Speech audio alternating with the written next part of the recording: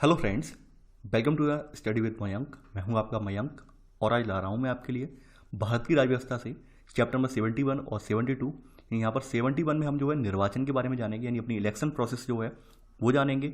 और 72 में जो चुनाव कानून है, यानी कि हमारे जो निर्वाचन से संबंधित कानून है, ठीक है, यानी इलेक्शन लॉस हैं, उनके बारे में जानेंगे। ठीक है, तो चलिए स्टार्ट करते हैं आज का वीडियो। देखते हैं क्या क्या डिस्कस करना है यहाँ पर। देखिए, वीडियो स्टार्ट करने से पहले आप लोगों से कहना चाहूँगा कि अभी तक आप लोगों ने, काफ़ी सारे लोगों ने रूरल अकेडमी को सब्सक्राइब नहीं किया है। देखिए, यहाँ पर अभी मैं जो है एक दिवसीय एग्जाम्स जो आपके होते हैं, यानी एक दिवसीय प्रतियोगी एग्जाम्स जो होते हैं, उनसे रिलेटेड आपकी जो टेस्ट सीरीज लेके आ रहा हूँ यहाँ पर। ठीक है, तो आप लोग रूरल अकेडमी को सब्सक्राइब करना ना भूलें। साथ ही साथ यहाँ पे EVS की जो टेस्ट सीरीज भी आ रही है, तो उसे भी आप देखना ना भूलें। ठीक है, चलिए बात करते हैं अपने निर्वाचन व्यवस्था की। देखिए, भारत में जो निर्वाचन व्यवस्था का जिक्र है वो संविधान का भाग 15वां है। इसमें अनुच्छेद 324 से लेकर 329 तक में हमारे देश में निर्वाचन से संबंधित प्रावधान है, उनका जिक्र किया गया है। सबसे पहला प्रावधान यहाँ पर जो है अनुच्छेद 324 में है। इसमें कहा गया है कि देश में एक स्वतंत्र और निष्पक्ष चुनाव के लिए एक निर्वाचन आयोग की व्यवस्था ये की गई है यहाँ पर। लेकिन निर्वाचन आयोग से संबंधित चैप्टर आपका जो है चैप्टर 42 है, और उसका लिंक मैं यहाँ पर नीचे डिस्क्रिप्शन बॉक्स में दे दूंगा। यानी जिन लोगों ने, मान लीजिए ऐसे भी अभ्यर्थी हैं जिन्हें रैंडमली ये वीडियो क्लिक किया है और अब तक प्रीवियस में आपने ना ही निर्वाचन आयोग का आपको कोई आइडिया है, ना ही यहाँ पर जो अधिकरण वगैरह है उनका कोई आइडिया है, तो उनका लिंक मैंने डिस्क्रिप्शन बॉक्स में दे दिया है। ठीक है, तो आप उस लिंक पर जाकर निर्वाचन आयोग क्या होता है, कैसे प्रक्रियाएं इसकी संचालित होती हैं, तो वहां पर आप देख सकते हैं। ठीक है, तो यहाँ पर आपके अनुच्छेद 324 के तहत इसका गठन किया जाता है। और ये निर्वाचन आयोग जो है ये संसद के, राज्य विधायिका के, राष्ट्रपति और उपराष्ट्रपति के चुनाव का अधीक्षण, निर्देशन और नियंत्रण की शक्ति इसके पास होती है। ठीक है, यानी कि मूलतः ये निर्वाचन आयोग भारत का जो है वो संसद, राज्य विधायिका, ठीक है, राज्य विधायिका में आपके जो एक से कह सकते हैं विधायकों वाले इलेक्शन, ठीक है, और वहीं राष्ट्रपति उपराष्ट्रपति के जो इलेक्शन होते हैं उनका जो अधीक्षण होता है, निर्देशन होता है। ठीक है, ये सब कार्य इसी के ही होते हैं। और देखिए, राज्यों में जो नगर पालिकाओं के चुनाव होते हैं, ग्राम पंचायतों के चुनाव होते हैं, वो स्टेट इलेक्शन कमीशन करवाता है, राज्य निर्वाचन आयोग करवाता है, ना कि आपका इलेक्शन कमीशन ऑफ इंडिया। ठीक है, तो यहाँ पर आपने पहला पॉइंट ये देख लिया है। दूसरी बात यहाँ पर कही गई है सेकंड पॉइंट में कि संसद प्रत्येक राज्य विधायिका के चुनाव के लिए प्रत्येक निर्वाचन क्षेत्र में केवल एक मतदाता सूची होनी चाहिए। यानी कि यहाँ पर ये बात और साफ साफ कही गई है कि जो निर्वाचन सूची है, यानी कि जो आपकी वोटर लिस्ट है, यहाँ पर जो मतदाता पंजीकृत होते हैं, तो ये संसद के चुनाव हो या फिर राज्य विधायिकाओं के चुनाव हो, इन दोनों की लिस्ट एक होनी चाहिए। ऐसा ना हो कि भाई संसद वाले चुनाव की लिस्ट अलग है, राज्य विधायिकाओं वाले चुनाव की लिस्ट अलग है, अलग नहीं होनी चाहिए। यहाँ पर ये इस तरह की बात कही गई है। रीजन क्या है इस तरह की बात रखने का? रीजन ये है क्योंकि अगर आप ज्यादातर लोगों को बांटेंगे, यानी कि विधायिकाओं के आधार पर बांटेंगे, संसद की प्रक्रियाओं के आधार पर बांटेंगे, तो कहीं ना कहीं ऐसे में सांप्रदायिकता का जन्म होगा, जैसे पूर्व में हुआ था। ठीक है, कि भाई अलग वोटर लिस्ट, यानी फलानी कास्ट की अलग बना दी थी वोटर लिस्ट अंग्रेजों के टाइम में, दूसरी कास्ट की अलग बना दी थी, तो एक तरह से सांप्रदायिकता का प्रतिनिधित्व हुआ था उस समय। तो हमारे यहाँ वो व्यवस्था फिर से ना पनपे, तो यहाँ व्यवस्था ये की गई है कि हमारी संसद में जो राज्य की विधायिका के चुनाव हैं, ठीक है, और संसद के चुनाव हैं, यानी लोकसभा के चुनाव हैं, उनकी वोटर लिस्ट यानी कि मतदाता सूची एक ही होती है। ठीक है, तो यहाँ पर ये लिखा भी गया है केवल एक ही होनी चाहिए। ठीक है, आगे बढ़ते हैं यहाँ पर। अब देखिए, यहाँ पर अगली बात कही गई है कि कोई भी व्यक्ति जो है वो मतदाता सूची में नामित होने से केवल धर्म, नस्ल, जाति, लिंग या इनमें से किसी आधार पर अपात्र नहीं हो सकता। देखिए, ये जो बात कही गई है ये संविधान के आर्टिकल 325 में कही गई है, और ये अक्सर पूछा जाता है और मोस्ट इंपॉर्टेंट आर्टिकल है ये, और बता दे रहा हूं मैं आपको, ये मोस्ट इंपॉर्टेंट और अक्सर पूछा जाता है। ठीक है, यानी इसमें कहा गया है कि चुनावी प्रक्रिया में शामिल होने के लिए धर्म, नस्ल, जाति या लिंग के आधार पर अयोग्य नहीं होगा। यानी जब तक मान लीजिए कोई व्यक्ति मान लीजिए 18 साल से ऊपर है, भारत का नागरिक भी है, तो आप उसे अयोग्य नहीं ठहरा सकते हैं कि भाई वो फलानी कास्ट से बिलोंग करता है, फलाने धर्म से बिलोंग करता है, ठीक है, उसका रंग ऐसा है, तो इस आधार पर आप उससे विभेद करके उसे जो है वोटर लिस्ट में शामिल होने से रोक नहीं सकते हैं, अपात्र नहीं बना सकते हैं। ठीक है, और ना ही इन आधारों पर वो दावा कर सकता है। मान लीजिए कुछ परिस्थितियां ऐसी होती हैं कि मान लीजिए गवर्नमेंट ये कह दे भाई ये कैंडिडेट जो है वोट देने के योग्य नहीं है, यानी कोर्ट आदेश कर दे वोट देने योग्य नहीं है, तो वो इस आधार पर यानी कि अपने धर्म, नस्ल या जाति के आधार पर वोटर लिस्ट पर दावा भी नहीं कर सकता है। ये दोनों ही बातें इसमें वर्णित की गई हैं। तो देखिए, यहाँ पर ये जो लाइन है काफी लंबी लिखी हुई है, और इसका शॉर्ट रूप अगर आपको देखना है तो शॉर्ट रूप यहाँ पर लिखा हुआ है, सिंपल शब्दों में यहाँ पर लिखा हुआ है। देखिए, मैं दिखा देता हूँ आपको, ये लिखी गई है लाइन, ठीक है, 325 में, कि चुनाव प्रक्रिया में शामिल होने के लिए धर्म, नस्ल, जाति अथवा लिंग के आधार पर अयोग्य नहीं होगा और अथवा इन्हीं आधारों पर शामिल होने से दावा भी नहीं कर सकता है। यानी कि जब तक मान लीजिए आप जो क्राइटेरिया हमने बना दिया है, ठीक है, यानी जो हमने बाद में अधिनियम वगैरह बनाए उनमें क्राइटेरिया अपना जो बनाया है कि 18 साल से ऊपर का कोई व्यक्ति जो है वो मतदाता में पंजीकृत होना चाहिए, यानी भारत का नागरिक हो और 18 साल से ऊपर एज पूरी कर ली हो, वो वोट देने के लिए योग्य होता है, पात्र हो जाएगा। ठीक है, अब मान लीजिए कोई व्यक्ति क्या है, एक तो भारत का नागरिक भी नहीं है, दूसरी बात यह है कि 18 साल से कम एज है, तो उस आधार पर वो दावा नहीं कर सकता है कि हम इस धर्म से हैं, इस जाति से, हमें तो वोटर लिस्ट में शामिल करो ही करो। तो ये बात यहाँ पे कही गई है। ठीक है, दूसरी बात यहाँ पे देखिए, अब देखिए मैं यहीं से पढ़ा देता हूँ। यहाँ पर आपका जो आर्टिकल 326 है इसमें ये बात कही है कि लोकसभा और विधानसभा के चुनाव जो होंगे वो सार्वभौम वयस्क मताधिकार के आधार पर होंगे। यानी हमारे यहाँ जो वोट करने की एज है, आपको पता होगा कि हमारे यहाँ वोट करने की एज कितनी है, 18 साल से ऊपर के जो व्यक्ति हैं वो पहले वो वोट दे सकते हैं। यानी पहले हमारे यहाँ जो मतदान की उम्र थी, मतदान करने की उम्र थी, वो आपको पता होगा 21 साल थी। लेकिन जब राजीव गांधी सरकार बनी, चूंकि राजीव गांधी युवा थे, तो युवा जैसा उनमें जोश था, उन्होंने लगा कि भाई और थोड़ी उम्र घटानी चाहिए ताकि और युवा लोग जो हैं वो भी लोकतंत्र का हिस्सा बन सकें। ठीक है, तो ऐसे करके यहाँ पर 61वां संविधान संशोधन हुआ। ठीक है, 61वां संविधान संशोधन हुआ। देखिए 61वां संविधान संशोधन नियम बोला जाता है 1988 में, लेकिन ये लागू जो हुआ था वो 1989 में लागू हुआ था। काफ़ी लोग जब क्या होते हैं कि 1988 से ही इसे जो है कन्फ्यूज हो जाते हैं। देखिए 1988 में प्रोसेस स्टार्ट हुई थी, लेकिन 1989 में जाकर ये लागू हो पाया था, यानी 28 मार्च 1989 को ये लागू हो पाया था। तो हम लागू वाली डेट यहाँ पे मानते हैं। ठीक है, 28 मार्च 1989 को ये लागू हो पाया था। एक अभ्यर्थी ने मुझे कमेंट भी किया था कि सर आपने 1988 बता दी, 88 गलत है, या फिर 89 आपने बता दी, 88 लिखी हुई है। तो ये चक्कर ये है, 1988 के नाम से है लेकिन लागू हुआ है 1989 में। तो लागू वाली डेट यहाँ पर अक्सर पूछी जाती है। ठीक है, तो ये इसी के तहत थी। आगे बढ़ते हैं यहाँ पर। अब देखिए यहाँ पर जो आपका आर्टिकल 327 है, इसमें कहा गया है कि विधायिकाओं के चुनाव के संबंध में प्रावधान बनाने की संसद की शक्ति। यानी कि विधायिकाओं के संबंध के जो आपका, फिर से हम चलिए वहीं पे चलते हैं। यहाँ पर आपने 1-2 आर्टिकल देख लिए, वहीं से जो व्याख्या है वहीं से दिखा दे रहा हूँ मैं। ये है व्याख्या आपकी। ठीक है, आपने 325 देख लिया, 326 देख लिया, 327 आएगा। ठीक है, 327 में यहाँ कहा गया है कि संसद सभी व्यवस्थाओं का बंद कर सकती है जो संसद तथा राज्य विधानसभाओं के निर्वाचन, मतदाता सूची की तैयारियां, निर्वाचन क्षेत्रों के परिसीमन और सभी मामले जो संवैधानिक व्यवस्थाओं की सुरक्षा के लिए आवश्यक हैं, तो उन सब से संबंधित संसद जो है यहाँ पर अपना जो है कानून बना सकती है, नियम बना सकती है, नियमन कर सकती है। तो ये जो बात लिखी गई है ये अनुच्छेद 327 में लिखी गई है, जो कि आपने अभी पीछे देखी। ठीक है, और आप चाहें वही लाइन यहाँ पे आप लिख लेना। ठीक है, यानी कि जहाँ पर जो कानून बनाने का अधिकार है, यानी विधायिकाओं के चुनाव के संबंध में प्रावधान बनाने का अधिकार है, वो संसद की शक्ति है, ना कि राज्य विधायिकाओं की। ठीक है, क्योंकि इलेक्शन कमीशन ऑफ इंडिया जो है जो राज्य विधायिकाओं को चुनाव कंडक्ट करवाता है। ठीक है, तो यहाँ पर जो नियम वगैरह वर्णित होंगे, नियम वगैरह बने होंगे, वो संसद के द्वारा वर्णित होंगे। ठीक है, तो आपने यहाँ पर नोट कर लिया होगा अनुच्छेद 327 के तहत। अब अनुच्छेद 328 क्या कहता है? 328 ये कहता है कि राज्य विधायिका का संबंधित राज्य के अंदर जो है चुनाव के संबंध में प्रावधान बनाने की शक्ति है। देखिए यहाँ पर थोड़ा सा ध्यान रखने वाली बात है, राज्य विधायिका जो चुनाव के संबंधित प्रावधान बनाएगी, वो प्रावधान ऐसी नहीं बनाएगी कि भाई केंद्र के द्वारा बनाए हुए, यानी कि संसद के द्वारा जो बनाए हुए नियम है इन्हें ओवर रूल करें, यानी इन्हें ओवरराइड कर दें, कुचल दें, ऐसे प्रावधान नहीं बनाएगी। ये हो सकता है कि भाई राज्य विधायिका क्या, यानी कि अपने देश में, यानी कि अपने राज्य में स्तर में स्वरूप क्या है, राज्य में किस तरह की जनता रह रही है, उनको थोड़ा सा उन्हें जो है अवेयर करने के लिए, थोड़ा सा उनके सुलभता प्रदान करने के लिए उनसे रिलेटेड प्रावधान बना सकती है, या फिर वोटिंग के लिए और ज़्यादा एनकरेज करने के लिए लोगों को प्रावधान बना सकती है यहाँ पर। लेकिन ऐसा प्रावधान ये नहीं बनाएगी कि भाई संसद का ही नियम जो है वो ओवरराइड हो जाए, कुचल जाए, ऐसा प्रावधान ये नहीं बनाएगी। ठीक है, ये यहाँ पर कंडीशन लगी हुई है और ये कंडीशन मैं अभी दिखा दे रहा हूँ। ये कंडीशन है यहाँ पर। ठीक है, यानी यहाँ पर लिखा भी गया है कि राज्य विधायिका भी स्वयं के निर्वाचन संबंधित सभी मामलों में, मतदाता सूची की तैयारियों के संबंध में और संवैधानिक व्यवस्थाओं की सुरक्षा के लिए आवश्यक सभी मामलों को उपबंध बना सकती है। ठीक है, केवल उन्हीं मामलों के संबंध में जो संसद के कार्यक्षेत्र में नहीं आते हैं, यानी राज्य के कार्यक्षेत्र में आते हैं और चुनाव से संबंधित हैं, उन मामलों में ये बना सकती है। ठीक है, और अगली बात यहाँ पे बोली गई है कि ये केवल संसदीय विधि के अनुपूरक होंगे। ठीक है, उन पर अविभावी नहीं होंगे, यानी ओवरराइड नहीं होंगे, उन्हें कुचलेंगे नहीं। ठीक है, ये बात यहाँ पे कही गई है साफ साफ। आगे बढ़ते हैं। देखिए ये जो बात कही गई है आपके आर्टिकल 328 में कही गई है, ये ध्यान रखना आप। आगे बढ़ते हैं यहाँ पर। अब देखिए अनुच्छेद 329 क्या बोलता है आपका। अनुच्छेद 329 ये बोलता है यहाँ पर आर्टिकल 329 कि संविधान ये घोषणा करता है कि निर्वाचन क्षेत्रों के परिसीमन अथवा इन निर्वाचन क्षेत्रों के जो आवंटित स्थान है, ठीक है, इनसे संबंधित जो विधियां हैं, इन पर न्यायालय में प्रश्न नहीं उठाया जा सकता।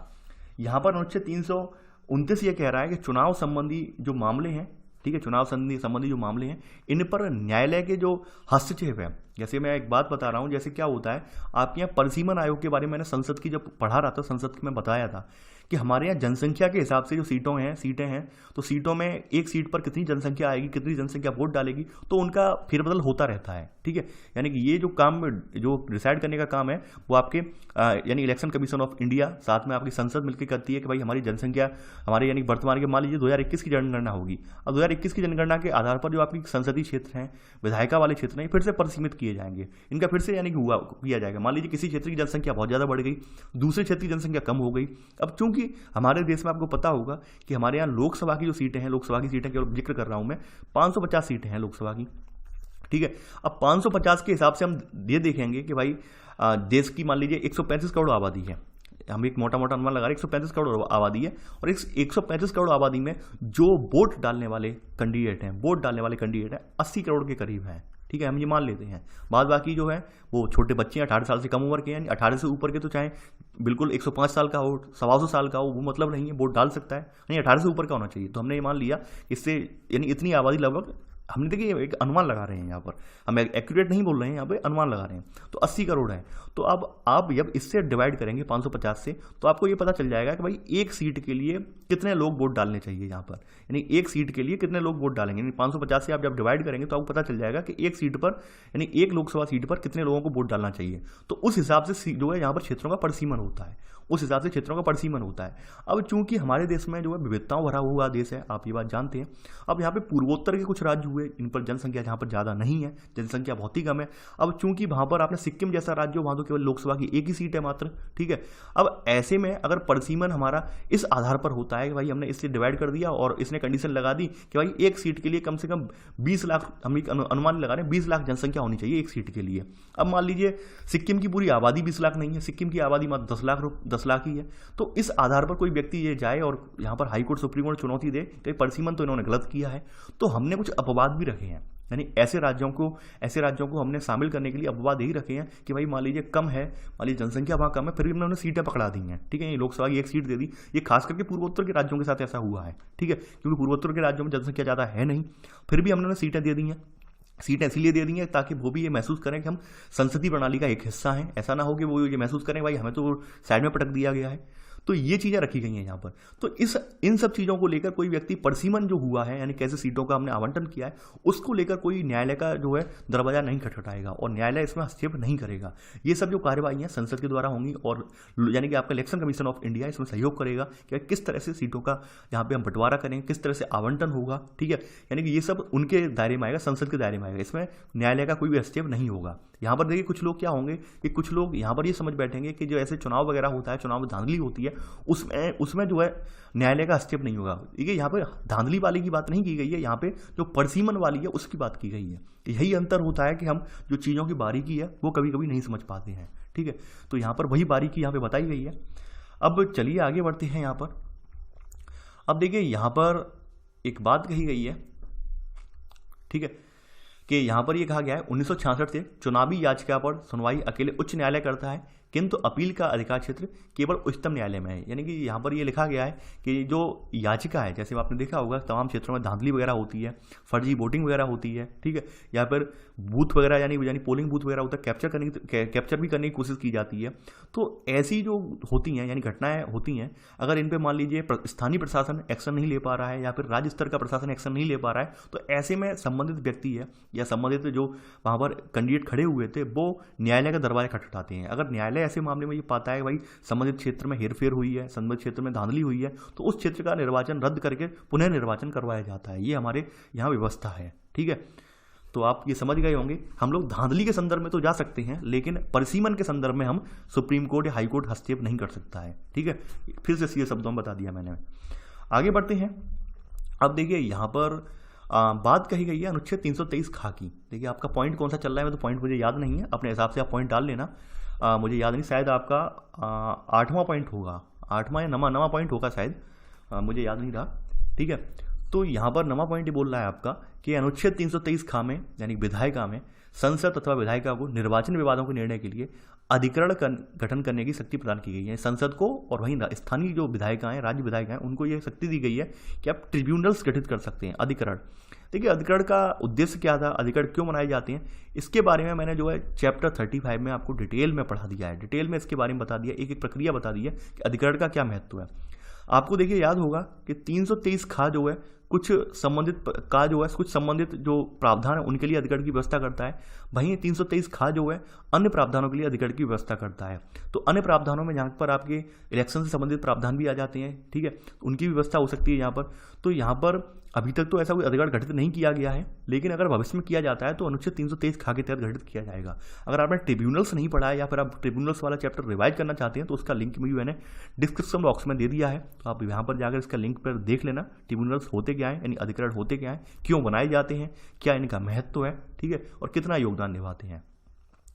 अब देखिए बात कर लेते हैं चुनाव तंत्र की, यानी अपने यहाँ वर्तमान में चुनाव तंत्र कैसा है, कैसी इसकी कार्यवाहियाँ हैं, कैसे ये हिस्सा लेता है, ठीक है, ये बहुत इंपॉर्टेंट बात है। देखिए ये जो आप पोर्शन पढ़ रहे हैं पूरा, आपका जो सेकंड पेपर है, जीएस का सेकंड पेपर है, उसका पूरा कंटेंट आप यहीं पढ़ रहे हैं, ठीक है, यानी जीएस सेकंड पेपर जो है उसमें जो जितना भी प्रावधान लिखे हुए हैं आपके, ठीक है, यूपीएससी एग्जाम मेंस से रिलेटेड, वो सारे प्रावधान आप यहाँ पे पढ़ रहे हैं, यानी यही सब पूछा जाता है उसमें, ठीक है, मोस्टली अगर आप पेपर उठा के देखेंगे 2018-19 वाले तो यहाँ पर सबसे ऊपर तो है, यानी कि हमारे जो भारत का निर्वाचन आयोग है सबसे ऊपर है। संसद, राज्य विधायिकाओं, राष्ट्रपति, उपराष्ट्रपति के चुनाव के लिए सबसे ऊपर कौन है, आपका भारत का निर्वाचन आयोग है, ठीक है। इसका गठन जो है अनुच्छेद 324 के अंतर्गत प्रावधानों के तहत इसका गठन हुआ है, ठीक है।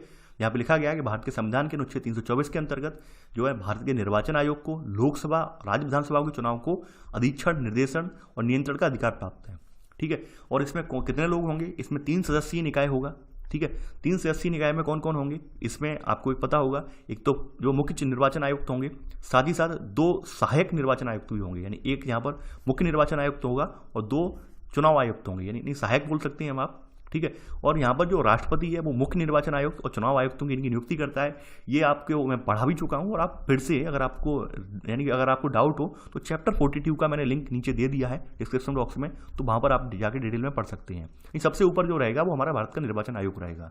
अब निर्वाचन आयोग क्या व्यवस्था करेगा राज्यों के लिए, देखिए यहाँ पर निर्वाचन आयोग है, ये मुख्य निर्वाचन आयोग जो है अधिकारी, ठीक है, यानी चीफ इलेक्शन ऑफिसर जो है इसके लिए प्रावधान करता है। यानी यहाँ पर लिखा गया है कि किसी राज्य या संघीय क्षेत्र का जो सीईओ है, यानी जो चीफ इलेक्शन ऑफिसर है, यानी इसको उस राज्य अथवा संघीय क्षेत्र में चुनाव कार्यों का पर्यवेक्षण करने का अधिकार है, ठीक है। यानी कि किसी राज्य के लिए जो मुख्य निर्वाचन अधिकारी की नियुक्त की जाएगी, ठीक है। और ये जो नियुक्त की जाएगी, ये निर्वाचन आयोग राज्य सरकार और संघीय क्षेत्र के सरकार के किसी अधिकारी को इसके लिए नियुक्त करेगा राज्य में, ठीक है, मुख्य निर्वाचन अधिकारी के तौर पर।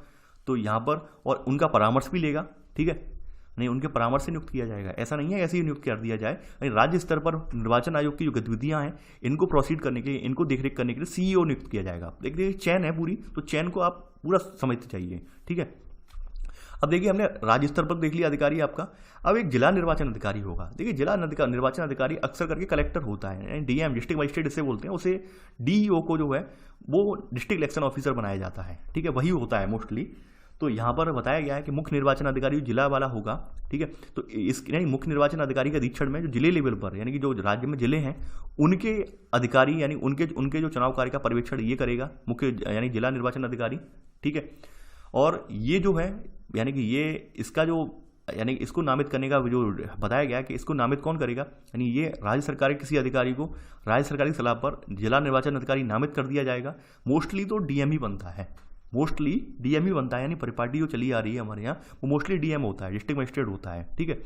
तो यहाँ पर वही है कि आपको जो आपने देख लिया ऊपर कि मुख्य निर्वाचन अधिकारी जो है राज्य स्तर पर हो गया, जिला लेवल पर आपका जो है डीईओ होता है, ठीक है। यानी कि ये प्रश्न पूछे जाते हैं खास करके आपके पीसीएस एग्जाम में कि भाई राज्य स्तर पर कौन सा हमारा निर्वाचन अधिकारी होता है, जिला स्तर पर कौन सा होता है। तो जिला स्तर पर जो आपका जिला निर्वाचन अधिकारी होता है, और आप सब जानते हैं कि ये राज्य सरकार की जो है सही सलाह से बनाया जाता है, ठीक है।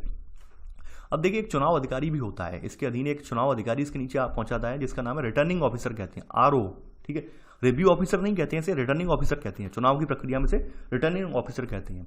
इसका काम क्या है, ये पर्टिकुलर संसदीय या विधानसभा क्षेत्र के जो चुनाव कार्य हैं इनके संचालन के लिए ये उत्तरदायी होता है। मान लीजिए आपने देखा होगा, जैसे हम एक विधानसभा को ऐसे डिवाइड कर सकते हैं कि जैसे मोस्टली, वैसे मैं एक एग्जांपल दे रहा हूँ, यूपी में कुछ जिलों में क्या है, जैसे क्या व्यवस्था है कि मान लीजिए एक एक तहसील के हिसाब से उन्होंने उठा ली है, यानी एक तहसील में के अंतर्गत कितनी आबादी आ रही है, यानी कुछ जिलों का परिसीमन इस प्रकार से है, वहाँ पे एक तहसील के अंतर्गत जितने जिले जो आ रहे हैं उनके गाँव वगैरह आ रहे हैं वो सब विधानसभा इलेक्शन के लिए रख लिए गए हैं। ठीक है, तो आप ये मान सकते हैं, एक एग्जांपल दे रहा हूँ, जरूरी नहीं है एक तहसील का हो, कभी कभी तो इतनी जनसंख्या कम होगी तो दो तहसील की में आने वाले गांव वगैरह भी रखे जा सकते हैं। दो तहसील के अंतर्गत गांव आने वाले गांव के लिए एक बनाया जा सकता है अधिकारी, ये जनसंख्या पर निर्भर करता है। ठीक है, तो हम ये मान सकते हैं यहाँ पर मान लीजिए एक विधानसभा सीट है या एक संसदीय सीट है, उस पर हमने एक रिटर्निंग ऑफिसर बना दिया है। ठीक है, साफ साफ लिखा है किसी संसदीय अथवा विधानसभा क्षेत्र के चुनाव कार्य के संचालन के लिए चुनाव अधिकारी उत्तरदायी होगा। ठीक है, और यहाँ पर निर्वाचन आयोग राज्य सरकार या स्थानीय प्राधिकार के किसी प्राधिकारी को यहाँ पर, ठीक है, यानी संघीय क्षेत्र के प्रशासन से परामर्श करके, राज्य या संघीय क्षेत्र के प्रशासन से परामर्श करके प्रत्येक विधानसभा या संसदीय चुनाव क्षेत्र के इस पदाधिकारी को नामित करता है। ठीक है, यानी कि जो संसद के लेवल, यानी संसदीय क्षेत्र का मतलब क्या हो गया, यानी मान लीजिए पूरे जिले पर एक एमपी की सीट है तो उस हिसाब से हमने इसे नामित कर दिया। या फिर ये हो सकता है भाई हमने जो राज्य विधायिका में, यानी कि एक जिले में मान लीजिए एक जिले में 3 सीटें हैं, 3 या 4 सीटें हैं किसकी, विधायकों की। ठीक है, 3-4 विधानसभाओं की सीटें हैं तो हमने एक एक विधानसभा पे से नामित कर दिया, ये भी हो सकता है यहाँ पर। ठीक है, होगा कैसे भाई वही है, संबंधित राज्य सरकार इसके लिए अपनी सलाह देगी तभी होगा, या संघीय क्षेत्र देगा। ठीक है, तो ये बात यहाँ पे कही गई है, लेकिन इसके ऊपर आरओ के ऊपर मोस्टली रहेगा कौन, यहाँ पर जो जिला निर्वाचन अधिकारी है वही रहेगा। ठीक है, आगे बढ़ते हैं। यहाँ पर देखिए, यहाँ पर चुनाव निबंधन पदाधिकारी, जिसे हम इलेक्टोरल रजिस्ट्रेशन ऑफिसर कहते हैं, ERO।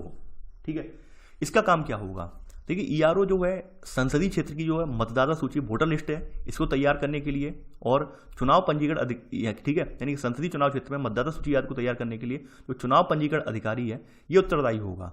ठीक है, यानी चुनाव पंजीकरण अधिकारी तो ये उत्तरदायी होगा वोटर लिस्ट बनाने के लिए। निबंधन पदाधिकारी या इलेक्टोरल रजिस्ट्रेशन ऑफिसर इसे बोलते हैं, ERO। ठीक है, और इसकी भी जो नियुक्ति है वो कही गई है कि निर्वाचन आयोग राज्य या संघीय परामर्श करके, यानी सरकार से परामर्श करके या स्थानीय प्राधिकार में किसी अधिकारी को चुनाव पंजीकरण अधिकारी के लिए नियुक्त कर सकता है। वही बात है, यानी सेम वही है, यानी जो कार्रवाइयाँ होंगी, यानी राज्य स्तर पर जो कार्रवाइयाँ होंगी उनमें राज्य सरकार का सहयोग होगा, सलाह होगी। तो ये लाइन आप बार बार लिखना मत, रिपीट मत करना। ठीक है, अपने मन में समझ लीजिए।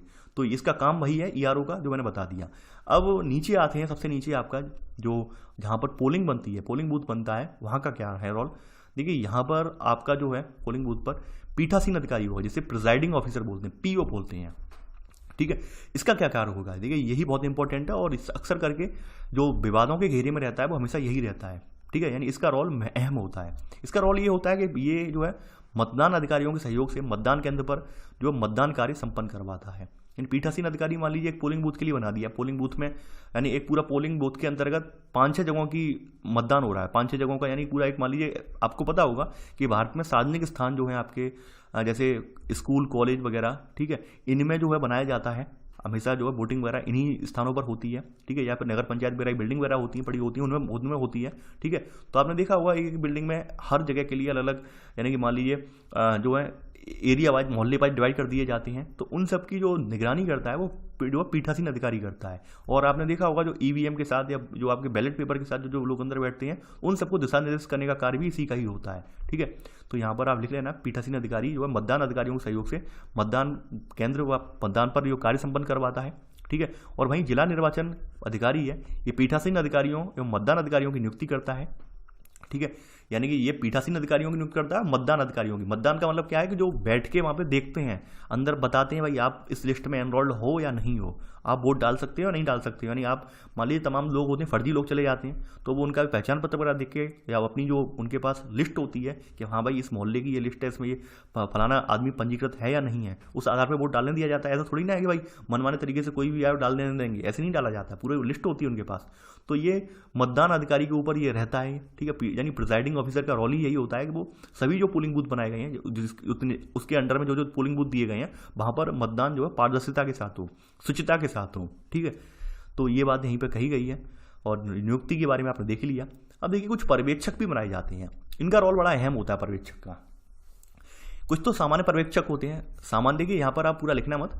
सामान्य का मतलब क्या होता है कि सामान्य चुनावी प्रक्रिया पर नज़र बनाने के लिए सामान्य पर्यवेक्षक नियुक्त कर दिए जाते हैं, ठीक है। यानी कि ये जो है चुनाव के हर चरण पर इनका ध्यान रहता है, देखते हैं भाई कोई धांधली तो नहीं हो रही है, ठीक है। फिर इसके बाद आते हैं व्यय पर्यवेक्षक। व्यय पर्यवेक्षक का काम होता है कि जो उम्मीदवारों का जो चुनावी खर्च है इन पर निगरानी रखना, ठीक है। यानी कि कहीं ऐसा तो नहीं भाई वोटों की खरीद फरोख्त हो रही हो, वोटरों को लोक लुभावने, यानी कि वोटिंग से एक रात पहले लोगों को 500-500 रुपये, 1000 रुपये, जो भी साठ गांठ उनकी हो जाए वो दे के उन्हें सेट किया जा रहा हो, ऐसा तो नहीं हो रहा है। तो ये व्यय पर्यवेक्षक यही देखता है, ठीक है। आगे बढ़ते हैं। इसके अलावा पुलिस पर्यवेक्षक। पुलिस का मतलब यही है कि भाई स्थानीय प्रशासन को जो है अलर्ट पर रखना। मान लीजिए ऐसा ना हो कोई व्यक्ति अपनी धांधली, अपनी दादागिरी दिखा के पूरी पोलिंग कैप्चर कर ले, जैसे आप पूर्व के समय में देखते थे। यानी जब हमारे यहाँ इतना ज़्यादा पुलिस प्रशासन स्ट्रांग नहीं था, आज के टाइम पे तो पुलिस प्रशासन यानी चाक चौबंद हो गया है। पहले क्या था, पुलिस प्रशासन भी पर यानी पुलिस प्रशासन में इतने ज़्यादा अधिकारी नहीं होते थे, इतने ज़्यादा ऑफिसर्स नहीं होते थे, ठीक है। तो उस समय स्थितियाँ थोड़ी विकराल हो जाती थी। आपने देखा होगा तमाम पोलिंग बूथ लूट लिए जाते थे, फर्जी तरीके से वहाँ मतदान भी करवा दिया जाता था, ठीक है। लेकिन अब ऐसा नहीं है। अब आपने देखा होगा अब ज़्यादा होता है तो भाई जो है अर्धसैनिक बल लगा दिए जाते हैं, केंद्रीय अर्धसैनिक बल, यानी कि LMG लगाकर बैठ जाते हैं, लाइट मशीन लगा के। वहाँ किसी की हिम्मत ही नहीं पड़ती है, यानी उन्होंने जो है अर्धसैनिक बलों के जवान या इंडियन आर्मी के जवान लगा दिए, 2-2, 3-3 जवान पूरी पोलिंग बूथ पर, किसी की हिम्मत ही नहीं होती जाने की। तो अब तो जो है व्यवस्थाएं और चाक चौबंद कर दी हैं। लेकिन पहले के समय में, पूर्व के समय में अगर आप आज से 20 या 25 साल पहले जाएँ तो तब ये सब चीज़ें एक आम बात थी। यानी कि पोलिंग बूथ कैप्चर करना, पोलिंग बूथ पर कैप्चर करके फर्जी तरीके से मतदान करना, ठीक है। तो ये सब चीज़ें पहले आम बात थी।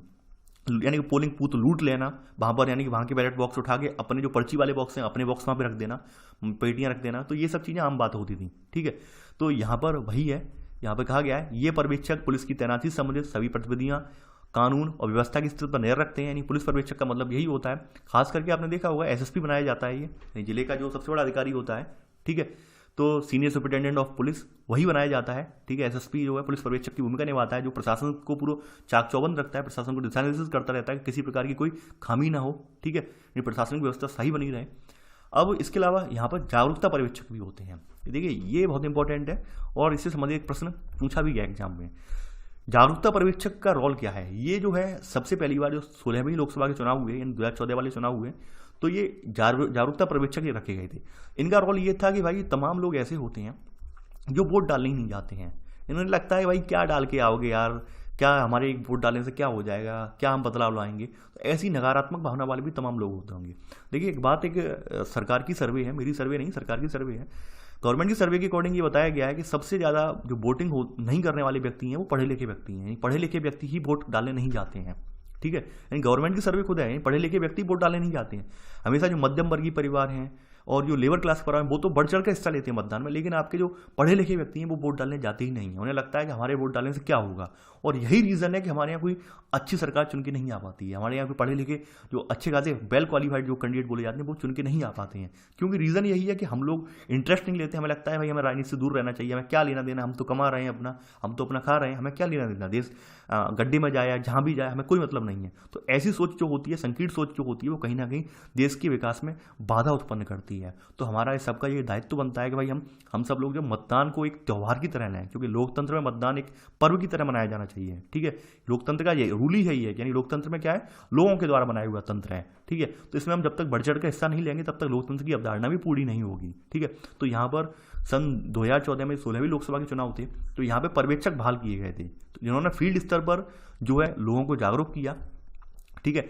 जागरूक करके वोटरों को जागरूक किया, खास करके कि भाई आप वोट डालिए, ठीक है। यानी खासकर वोटरों में जागरूकता को लेकर जागरूकता पर्यवेक्षकों को लाया जाता है, ठीक है। यानी कि ये लोग यानी कि इसमें भाग लें, ज़्यादा से ज़्यादा मतदान प्रक्रिया में भाग लें और निष्पक्ष रूप से जो है वोट डालें, बिना हस्तक्षेप के, बिना रोके टोके। ये बात यहाँ पे कही गई है, ठीक है। इसके आगे हैं लघु स्तरीय पर्यवेक्षक बनाए जाते हैं, ठीक है। कुछ लघु स्तरीय पर्यवेक्षक भी होते हैं। देखिए लघु स्तरीय पर्यवेक्षकों का क्या रोल होता है, ये लोग क्या करते हैं कि पोलिंग स्टेशनों पर जो होती हैं, इन पर चुनाव के दिन वोटिंग प्रक्रिया का जो होती है उसका पर्यवेक्षण करते हैं। यानी कि वहाँ पर बिठाए जाते हैं, उसका पर्यवेक्षण करते हैं और वहाँ की जो यानी कि वहाँ पर जो फैसिलिटी हैं, जिसे हम BMF बोलते हैं, यानी बेसिक मिनिमम फैसिलिटीज़, इसको जांचते हैं। यानी कि वहाँ पर जो पोलिंग बूथ पर फैसिलिटी है या नहीं है। मान लीजिए कभी कभी क्या होता है कि 7 से 5 का टाइम होता है, सुबह मॉर्निंग में 7 बजे से लेकर शाम के 5 बजे तक का टाइम होता है। ऐसे में कभी कभी क्या होता है कि विषम परिस्थितियाँ होती है, विषम मौसम होता है, तो लाइट की व्यवस्था है या नहीं है, वहाँ पर जो संबंधित तैनात अधिकारी हैं उनके लिए जो पानी वगैरह की व्यवस्था है नहीं, पानी पीने या टॉयलेट जाने के लिए व्यवस्था है या नहीं है, तो ये फैसिलिटियों का दौरा यानी कि जांचते हैं। कहीं ऐसा तो नहीं है अगल बगल में ऐसा हो कि जहाँ पर उन्होंने बोटिंग वाला जो कैबिन बनाया है उसके आसपास कहीं ऐसा तो ना हो कि गलत तरीके से किसी ने अपनी कोई डिवाइस वगैरह फिट तो नहीं कर दी है, या फिर पीछे पीछे से कहीं ऐसा तो नहीं है कोई व्यक्ति वहाँ पर संबंधित व्यक्ति कमरे में घुस आए और वहाँ पे फर्जी तरीके से बोटिंग कर दे। तो ये सब चीज़ें वहाँ पर यानी कि जमीनी हकीकत का वहाँ से ये अन्वेषण करते हैं, देखते हैं, ठीक है, ये इनका रोल है यहाँ पर। तो यहाँ पर देख लेना। और इसके अलावा यहाँ पर बाद में क्या करते हैं ये, ठीक है, यानी चुनाव ये इनको प्रभावित करते हैं। और बाद में क्या है, चुनाव प्रक्रिया जब समाप्त हो जाती है तो ये ईवीएम को सील और दूसरे दस्तावेजों को सील करवाते हैं, ठीक है। और ये सुनिश्चित करने के लिए आयोग के सारे निर्देश का पालन जो है पोलिंग पार्टी और पोलिंग एजेंटों द्वारा हो रहा है, ये काम देखते हैं। यानी कि जो ईवीएम है ओपन होने से लेकर सील होने तक ये पूरा देखते हैं, कहीं ऐसा तो नहीं भाई ईवीएम जो है गलत पहले से ही कोडिंग करके लाई गई हो, या फिर जो बैलेट बॉक्स उसमें पहले से जो है यहाँ पर पर्चियाँ डाल के लाई गई हो और यहाँ पर रख दिया गया हो, ऐसा तो नहीं है, ठीक है। और बाद में जब सील होता है तब ये देखते हैं अपने आंखों से, कहीं ऐसा तो नहीं सील करते टाइम पर जो वहाँ पर तैनात अधिकारी थे उन्होंने फर्जी तरीके से वोट तो नहीं डाल दिए। तो ये सब चीज़ें ये लोग देखते हैं, ठीक है। इसके अलावा व्यय पर्यवेक्षक है उसके साथ में एक सहायक व्यय पर्यवेक्षक लगाया जाता है, ठीक है।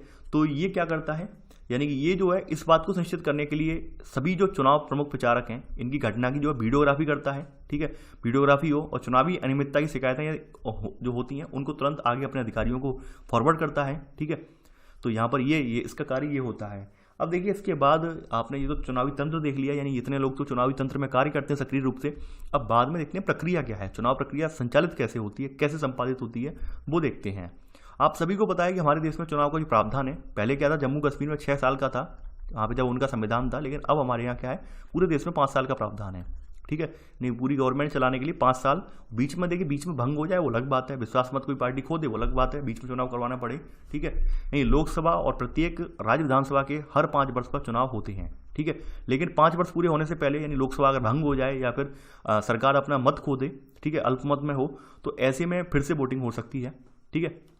यहाँ पर यानी वैकल्पिक सरकार का प्रावधान ना हो, वैकल्पिक सरकार की व्यवस्था ना हो और सरकार विश्वास मत खो दे, तो फिर से वोटिंग भी वहाँ पे हो सकती है, ठीक है। तो यहाँ पर यही प्रावधान किया गया है, यानी 5 वर्ष तो होता ही होता है, अमूमन 5 वर्ष का कार्यकाल तो होता ही होता है। और या फिर अगर भंग हो जाती है तो फिर भंग होने की स्थिति में जब वोटिंग करवाई जाती है।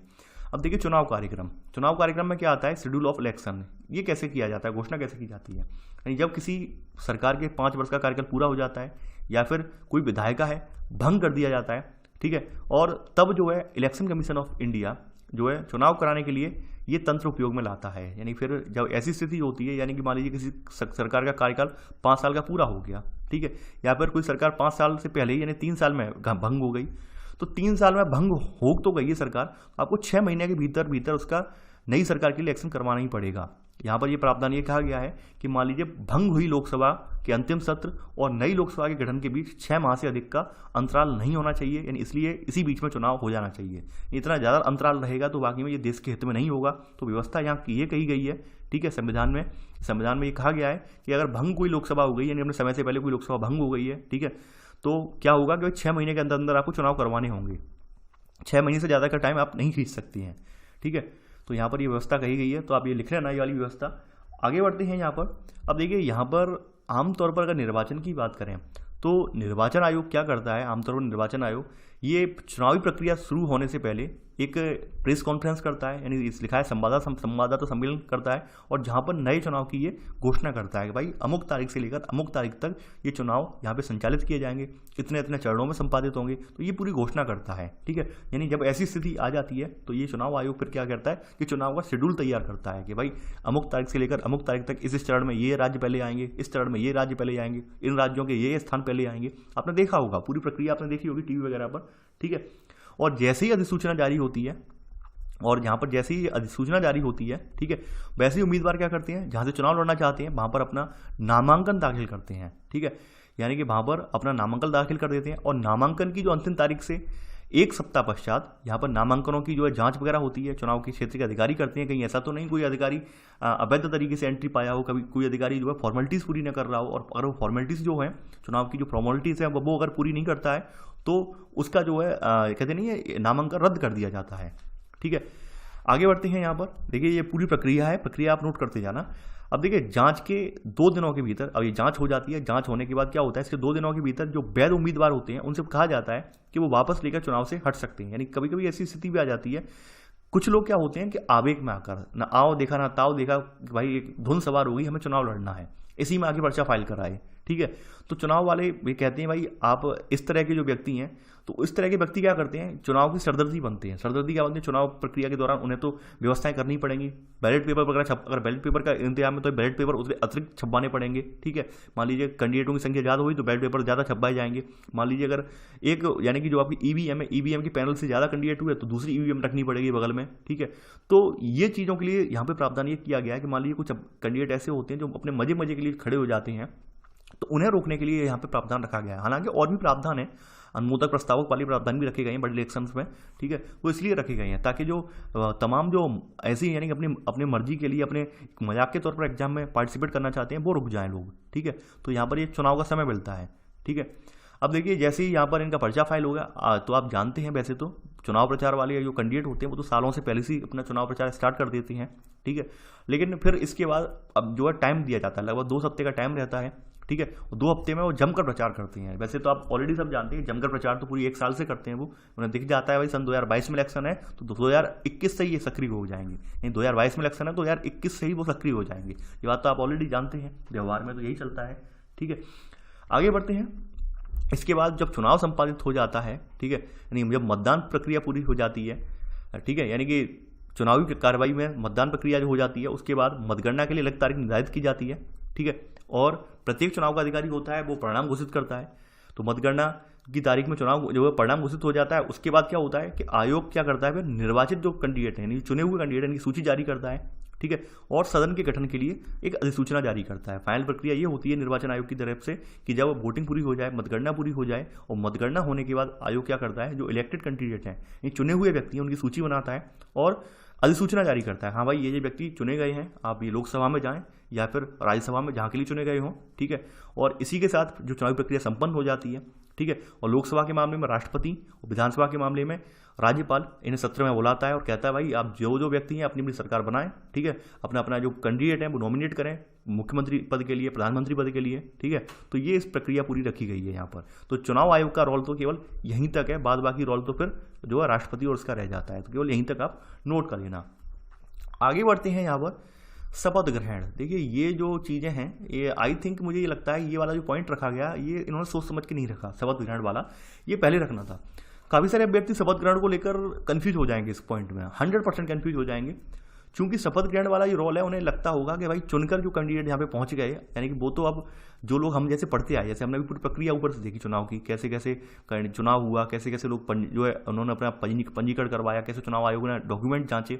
ठीक है, कैसे प्रचार हुआ, प्रचार होने के बाद कैसे वोट पड़े, वोट के बाद कैसे मतगणना हुई, मतगणना के बाद चुनाव आयोग ने एक सूची जारी की इलेक्टेड कैंडिडेट की। ठीक है, तो उन्होंने प्रक्रिया पढ़ी पूरी, तो उन्हें लगता होगा कि भाई इस प्रक्रिया के बाद क्या आएगा, अब तो कैंडिडेट शपथ ग्रहण ही करेंगे फाइनली। लेकिन शपथ ग्रहण वाला ये शपथ ग्रहण यानी कि आपके यानी कि विधानसभा या संसद में पहुंचने वाला जो है शपथ ग्रहण नहीं है। ये शपथ ग्रहण वो वाला शपथ ग्रहण है जो आप यानी कि आप जो पर्चा फाइल करने जाते हैं, यानी कि नामांकन फाइल करने जाते हैं, उसके बाद आपको शपथ ग्रहण देना होता है, वो वाला शपथ ग्रहण है ये। ठीक है, यानी आप जो नामांकन फाइल करते हैं, नामांकन फाइल करने के दौरान आप अपनी वहाँ पर संपत्ति का ब्यौरा देते हैं, अपनी जो क्वालिफिकेशंस का ब्यौरा देते हैं। ठीक है, और भी जो उसमें चीज़ें मांगी जाती हैं, जो चुनाव के आयोग के द्वारा जारी जो वहाँ पर पर्चा होता है, चुनाव आयोग के द्वारा जो जहाँ जारी फॉर्म होता है उसमें जो जो चीज़ें मांगी जाती हैं, ठीक है, वो आप भरने के बाद वहाँ पर शपथ लेते हैं कि हाँ भाई मेरे द्वारा जो चीज़ें भरी गई हैं वो बिल्कुल सही जानकारी मैंने दी है आपको, इसमें कोई हेर फेर नहीं है, ऐसे करके शपथ वहाँ दिलवाई जाती है। शपथ का फॉर्म भरवाया जाता है, वो इसलिए भरवाया जाता है कि कोई व्यक्ति फिर बाद में ये ना कहे कि भाई हमने तो पढ़ा ही नहीं था फॉर्म, हम तो जल्दबाजी में फॉर्म भर गए। तो इसलिए क्या करता है कि चुनाव आयोग शपथ पत्र भरवाता है बाद में, यानी आपने नामांकन कर दिया, आपने नामांकन प्रक्रिया में अपना पूरा हिस्सा ले लिया, नामांकन प्रक्रिया की पूरा कर ली। जैसे आपने देखा होगा, इसे छोड़िए, बहुत एक सिंपल वे में और समझाता हूँ मैं। जैसे आप मान लीजिए कोई आप फॉर्म भर रहे हैं, तो फॉर्म भरने के बाद क्या होता है, आपने पूरा फॉर्म भर लिया होता है इस तरह से। फॉर्म भरने के बाद, ठीक है, फॉर्म भरने के बाद आपसे यानी फॉर्म भर दिया आपने, सबमिट करने के लिए जब जाते हैं तो आपसे पूछता है वो, ठीक है, क्या आपके द्वारा दी हुई जानकारी सही है। ठीक है, हाँ तो आगे बढ़ाएं, नहीं तो रहने दें, ऐसे करके पूछा जाता है नहीं पूछा जाता है, तो शपथ होती है, वो शपथ पत्र ही होता है एक तरह का, वो शपथ पत्र ही होता है डिजिटल फॉर्म में। तो यहाँ पे क्या है कि यहाँ पे मैनुअली लिया जाता है, शपथ पत्र लिया जाता है कि बाद में कोई कैंडिडेट ये ना कहे कि फॉर्म में हमें तो ये कॉलम समझ में ही नहीं आया था, ऑप्शन हम ये जान ही नहीं पाए थे, इसका ऑप्शन का क्या मतलब, हमने जल्दबाजी में भर दिया। तो ये कोई कहे ना, इसके लिए शपथ पत्र लिया जाता है कि हाँ भाई आपने, आपसे जो पूछा गया था आपकी प्रॉपर्टी के बारे में, आपकी चल अचल संपत्ति के बारे में, वो आपने जानकारी सही दी है या नहीं दी है। ठीक है, मान लीजिए शपथ पत्र में कुछ लोग धांधली करते हैं, अपनी जो यहाँ पर क्रिमिनल टाइप जो व्यक्ति होते हैं अपने रिकॉर्ड को छुपाने की कोशिश करते हैं, उनके जो है यानी कि उनका जो नामांकन है वो रद्द किया कर दिया जाता है। तो वो प्रक्रिया यहाँ पे दर्शाई गई है। ठीक है, अब शपथ के तरीके बताए गए हैं, कैसे कैसे शपथ लिया जाएगा। देखिए यहाँ पर ये नामांकन वाली शपथ है ये, ठीक है, ये अपने माइंड में रखना, नामांकन वाली शपथ है ये, ना कि आपकी चुनाव यानी निर्वाचित होने वाली शपथ नहीं है, वो तो अलग होती है, वो तो अलग अलग स्तर पर विधानसभा में अलग कैंडिडेट दिलवाता है और लोकसभा में अलग कैंडिडेट दिलवाता है वहाँ पर। ठीक है, ये बात आप पढ़ चुके हैं, संसद वाले चैप्टर में पढ़ चुके हैं और राज्य विधानसभाएं जो है उनके वाले चैप्टर में पढ़ चुके हैं आप। ठीक है, यहाँ पर ये शपथ आप देखेंगे यहाँ पर कि यहाँ पर किसी उम्मीदवार को निर्वाचन आयोग के द्वारा जो अधिकृत अधिकारी है इसके समक्ष शपथ लेनी पड़ती है। ठीक है, और खास कर जो सहायक चुनाव अधिकारी होते हैं इसके लिए यहाँ पर इस उद्देश्य के लिए अधिकृत किए जाते हैं। अब मान लीजिए यहाँ पर कोई कैंडिडेट बंदी हो तो बंदी को यहाँ पर संबंधित काराधीक्षक के समीप शपथ लेनी होती है। यानी आपको ये बात तो आपको पता होगी कि हमारे यहाँ लोग जेलों से भी चुनाव लड़ सकते हैं। ठीक है, बड़ी विडंबना की बात है।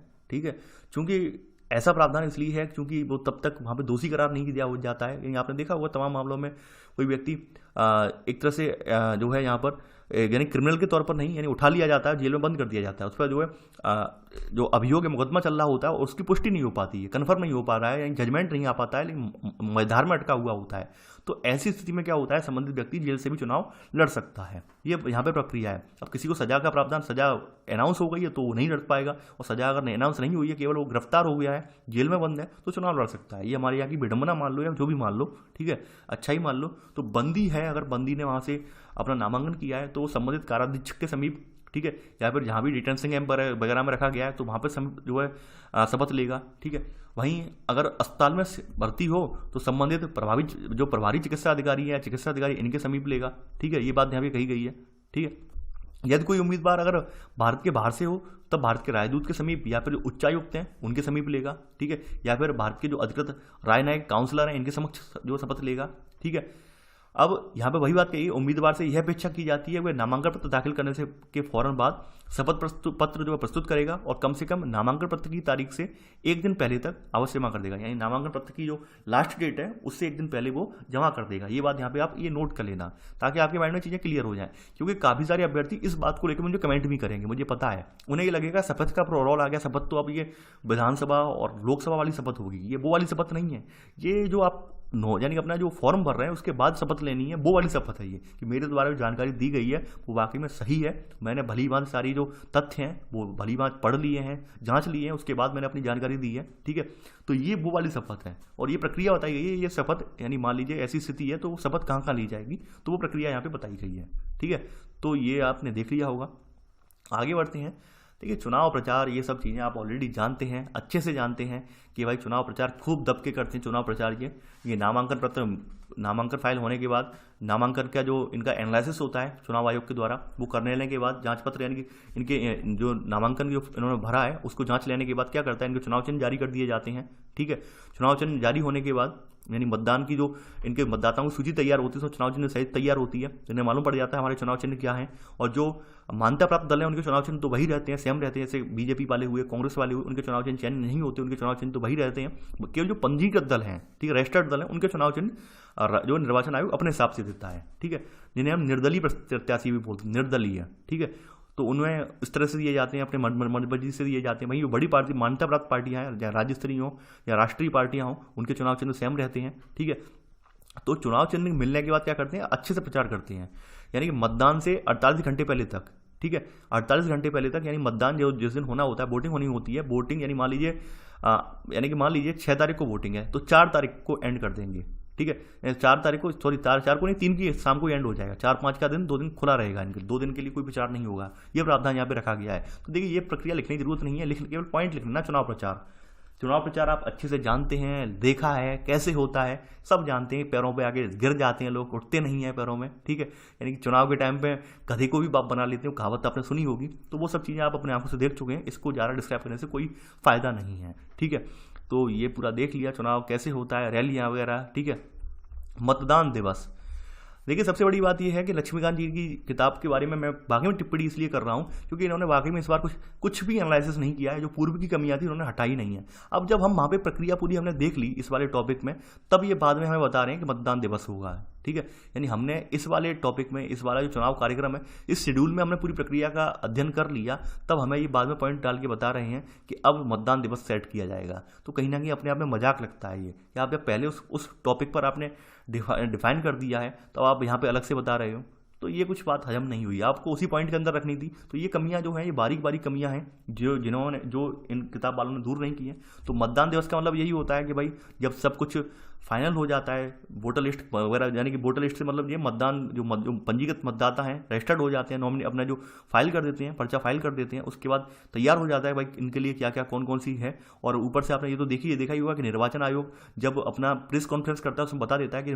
कैसे कैसे मतदान होगा, किन किन तिथियों में मतदान होगा, कब कब जो है यहाँ पर जो है रजिस्ट्रेशन होंगे, कब कब जो है पर्चे फाइल किए जाएंगे, ये चीज़ पहले बता दी जाती है। तो मतदान दिवस निर्धारित करके उस दिन वोट पड़ जाते हैं, ये आप प्रक्रिया जानते हैं, ठीक है।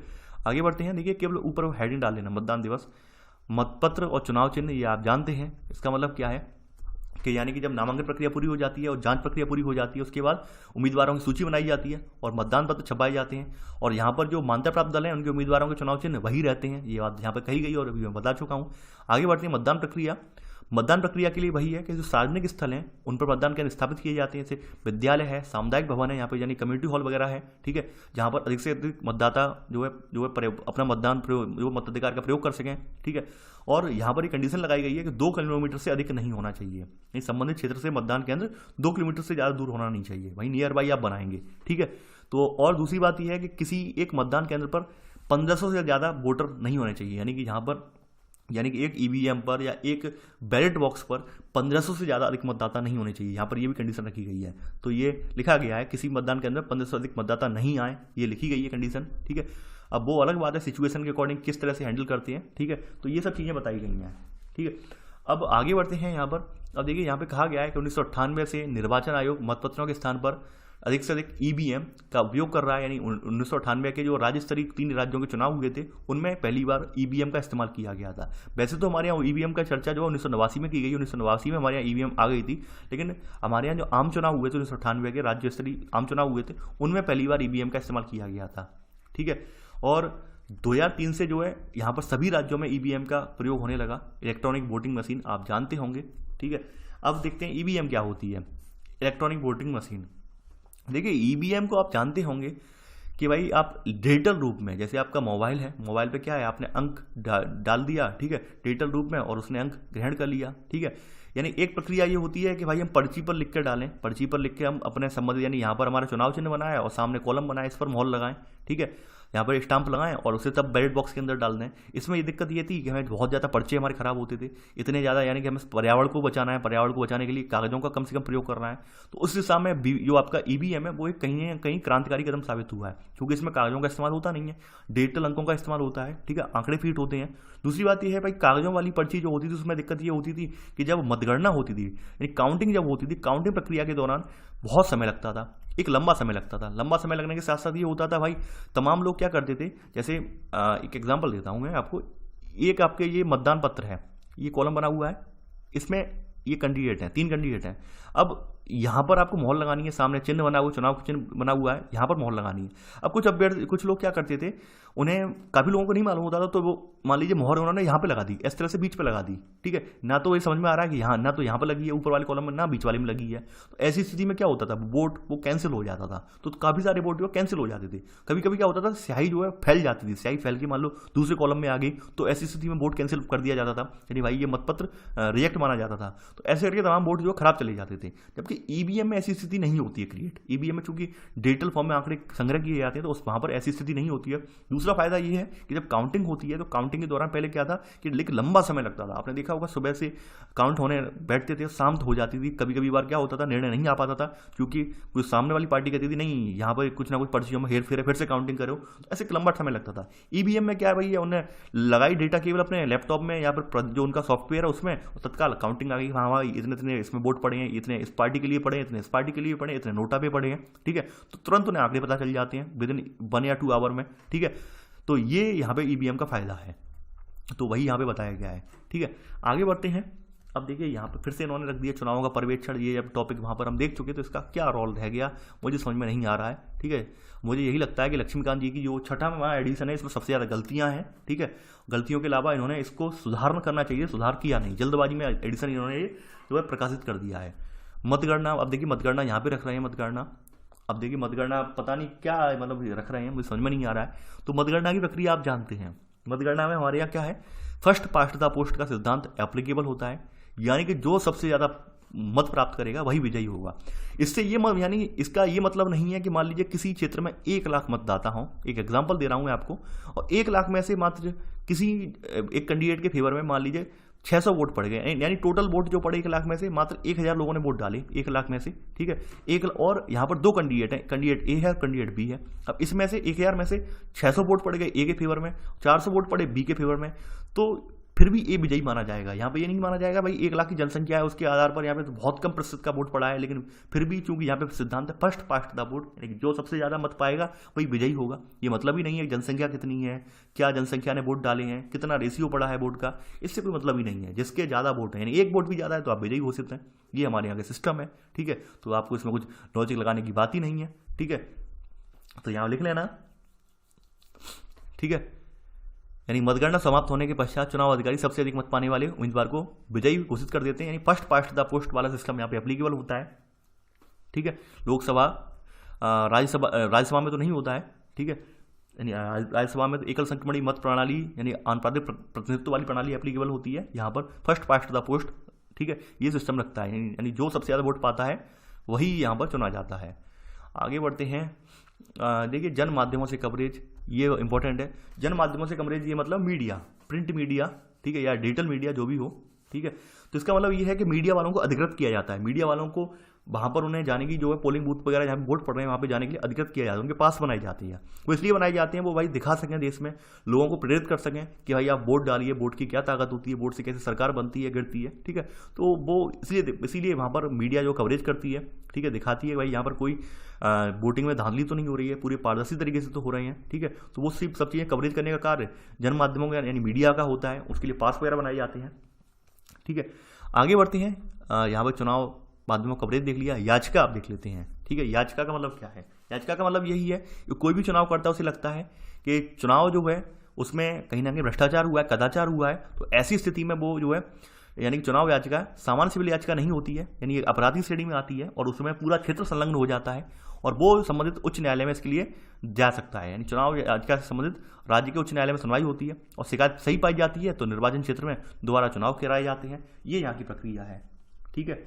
तो ये आपने पूरा चैप्टर ऐसे करके फिनिश कर लिया। अब कुछ यहाँ पे तथ्य हैं वो हम दिखा देते हैं आपको, ठीक है।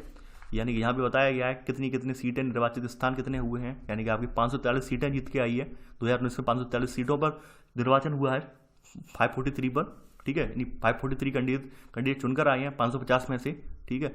और आगे यहाँ बताया गया कितनी कितनी पार्टियों ने हिस्सा लिया है, ठीक है। और कौन से प्रधानमंत्री चुनेंगे, 17वें लोकसभा में आपको पता होगा, 14वें में भी नरेंद्र मोदी जी थे और 17वें में भी जो है मोदी जी हैं, ठीक है।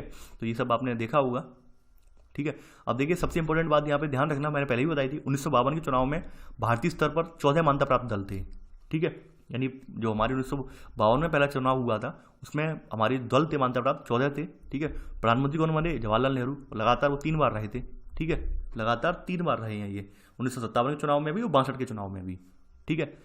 तो 3 बार रहे हैं। देखिए लिखना नहीं है, ये सब एक जनरल इतिहास की बात है, आप सब जानते हैं बातें, और इतना डीपली नहीं पूछा जाता है ये वाला, ये सब आप व्यवहार में है जानते हैं, ठीक है। अब यहाँ बताई गई है उम्मीदवार कितने खड़े हुए थे, कितने उम्मीदवार थे, मतदाता कितने थे, ये बताएगी। पहली जो आपके पहला आम चुनाव हो उसमें कितने मतदाता थे, 17वें में कितने उम्मीदवार खड़े हुए हैं, ये सब संख्या बताई गई है। इन सब से कोई लेना देना नहीं है। एक ये सब चीज़ें पता है, ये सब चीज़ें इसलिए दिखाई जाती हैं जैसे कोई आप निबंध वगैरह लिखें तो वहाँ पे आप आंकड़े, उनकी आंकड़ों की झलक दे रहे हैं, यानी कि आपको जैसे अनुमानित आंकड़ा ही दे रहे हैं। यानी मान लीजिए 8,026 कैंडिडेट हैं तो आप अनुमानित ही कहते हैं लगभग 8,000 कैंडिडेट हमारे यहाँ सम्मिलित हुए थे, इसमें खड़े हुए थे उम्मीदवारों के तौर पर। तो आप ये यहाँ पर इसलिए यहाँ पर ये लिखी जाती हैं आंकड़े, ताकि आप मेंस का जो आंसर लिखें वहाँ पर इन आंकड़ों का हम रख सकें वहाँ पर, ठीक है। कितने वोटर हुए ये बताया गया है यहाँ पर, ठीक है। यानी यहाँ पे कहा गया है कि मतदान स्थलों की संख्या कितनी हुई है, यहाँ पर ये बताया गया है यहाँ पे। और मतदाता का प्रतिभाग, यानी कि संपूर्ण देश में मतदान कितना हुआ, 17वीं लोकसभा में 67.4% मतदान हुआ पूरे देश में, ठीक है।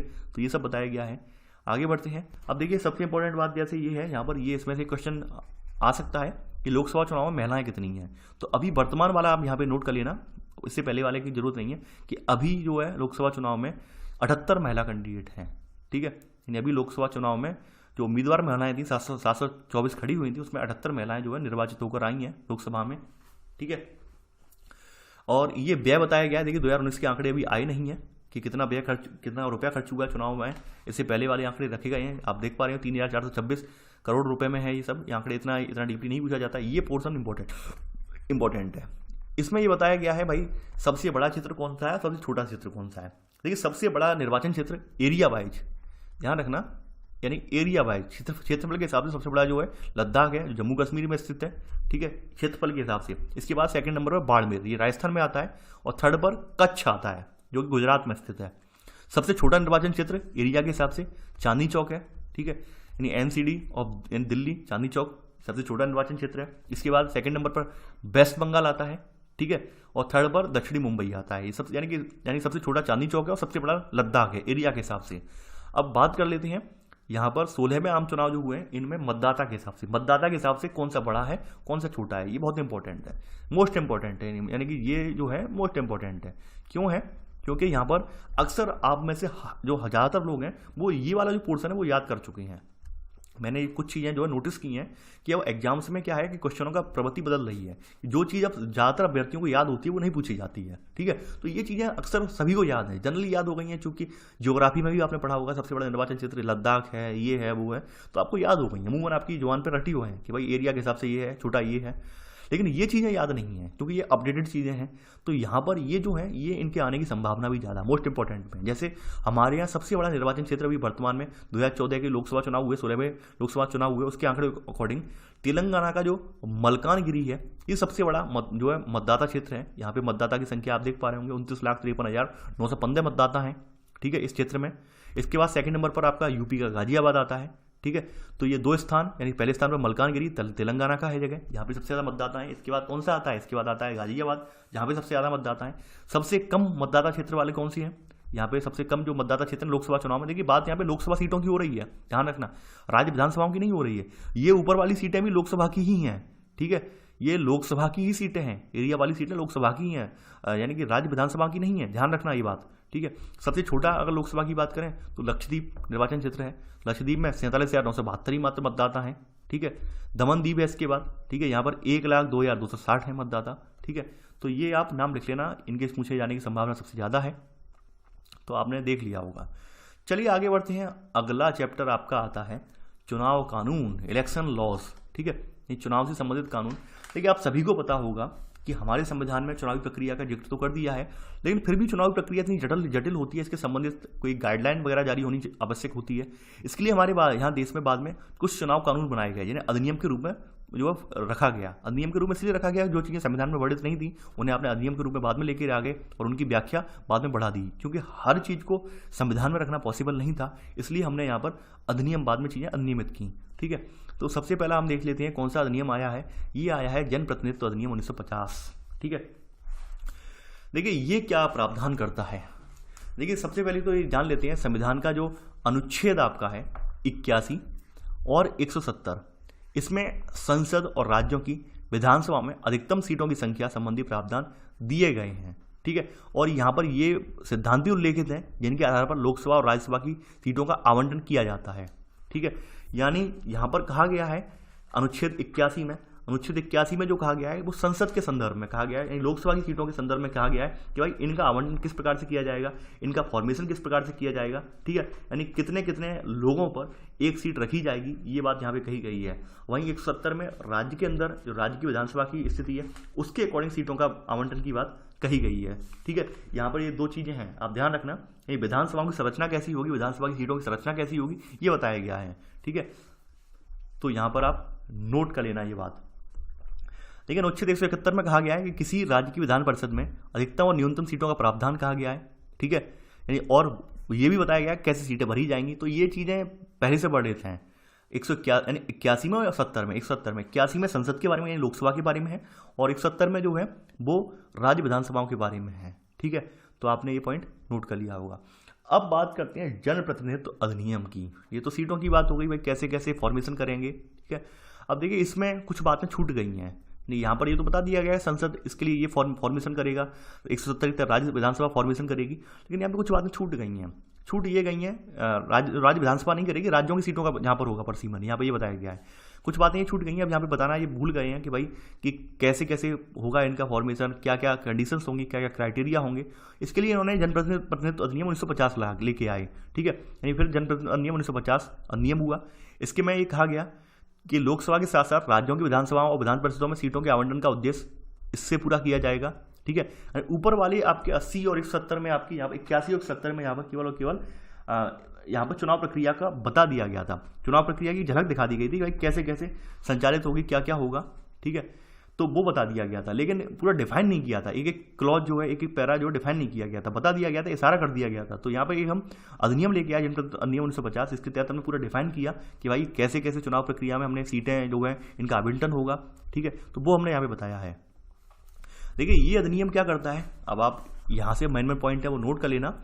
पहली बात यह है, ये अधिनियम ये करता है, ये राष्ट्रपति को ये शक्ति प्रदान करता है कि चुनाव आयोग से परामर्श करके जो लोकसभा है या राज्यों की विधानसभाएं हैं, ठीक है, या विधान परिषदों की सीटें भरने के लिए चुनाव क्षेत्रों की संख्या को सीमित कर सकते हैं। चुनाव क्षेत्र कितने होंगे आपको पता होगा, अगर आपको नहीं पता है तो आप जो राज्य विधानसभा में देख सकते हैं, राज्य विधानसभा के संदर्भ में संख्या जो निर्धारित की गई है वो अधिकतम 600 की संख्या है और न्यूनतम सीटें 60 की संख्या है। यानी किसी राज्य में अधिकतम राज्य विधानसभा में 600 सीटें होंगी, संविधान में वर्णित है, और न्यूनतम 60 होंगी। अपवाद वाली धारणा आप जानते हैं, गोवा के लिए 30 सीटें हैं, पूर्वोत्तर के राज्यों के लिए 30 सीटों का प्रावधान है, वो अपवाद है, लेकिन अमूमन 600 और 60 का प्रावधान है। वहीं अगर लोकसभा की सीटों की बात करें तो संविधान में 550 प्लस 2 वाला है, 2 को आंग्ल भारतीय समुदाय है और 550 ये वर्णित है ही है, ये संविधान में वर्णित है। ये संख्या ऐसे चेंज नहीं हो सकती आसानी से, ठीक है, इसके लिए फिर से संसद में संसदीय प्रक्रिया के जरिए ही ये चेंज हो सकती है, ठीक है। इस संविधान में तो यही वर्णित है, सीटें फिक्स सीटें ये हैं। तो इनका जो फॉर्मेशन होगा किस तरह से होगा, किस तरह से जनसंख्या रखी जाएगी वहाँ पर, तो ये यहाँ पे बताया गया है।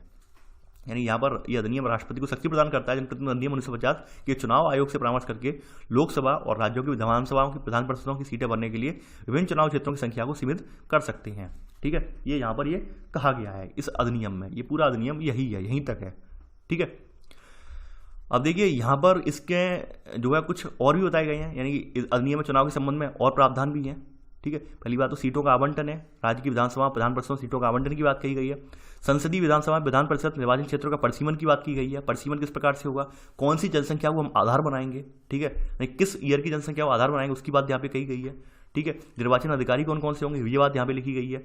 संसदीय, ठीक है, मतदाता सूची कौन सी, मतदाता सूची में कौन कौन आएंगे, संसदीय विधानसभा और विधान परिषद की जो मतदाता सूची है उसमें क्या क्या होगा वो बात यहाँ पे बताई गई है, ठीक है। तो ये सब चीज़ें यहाँ पे कही गई हैं, ठीक है।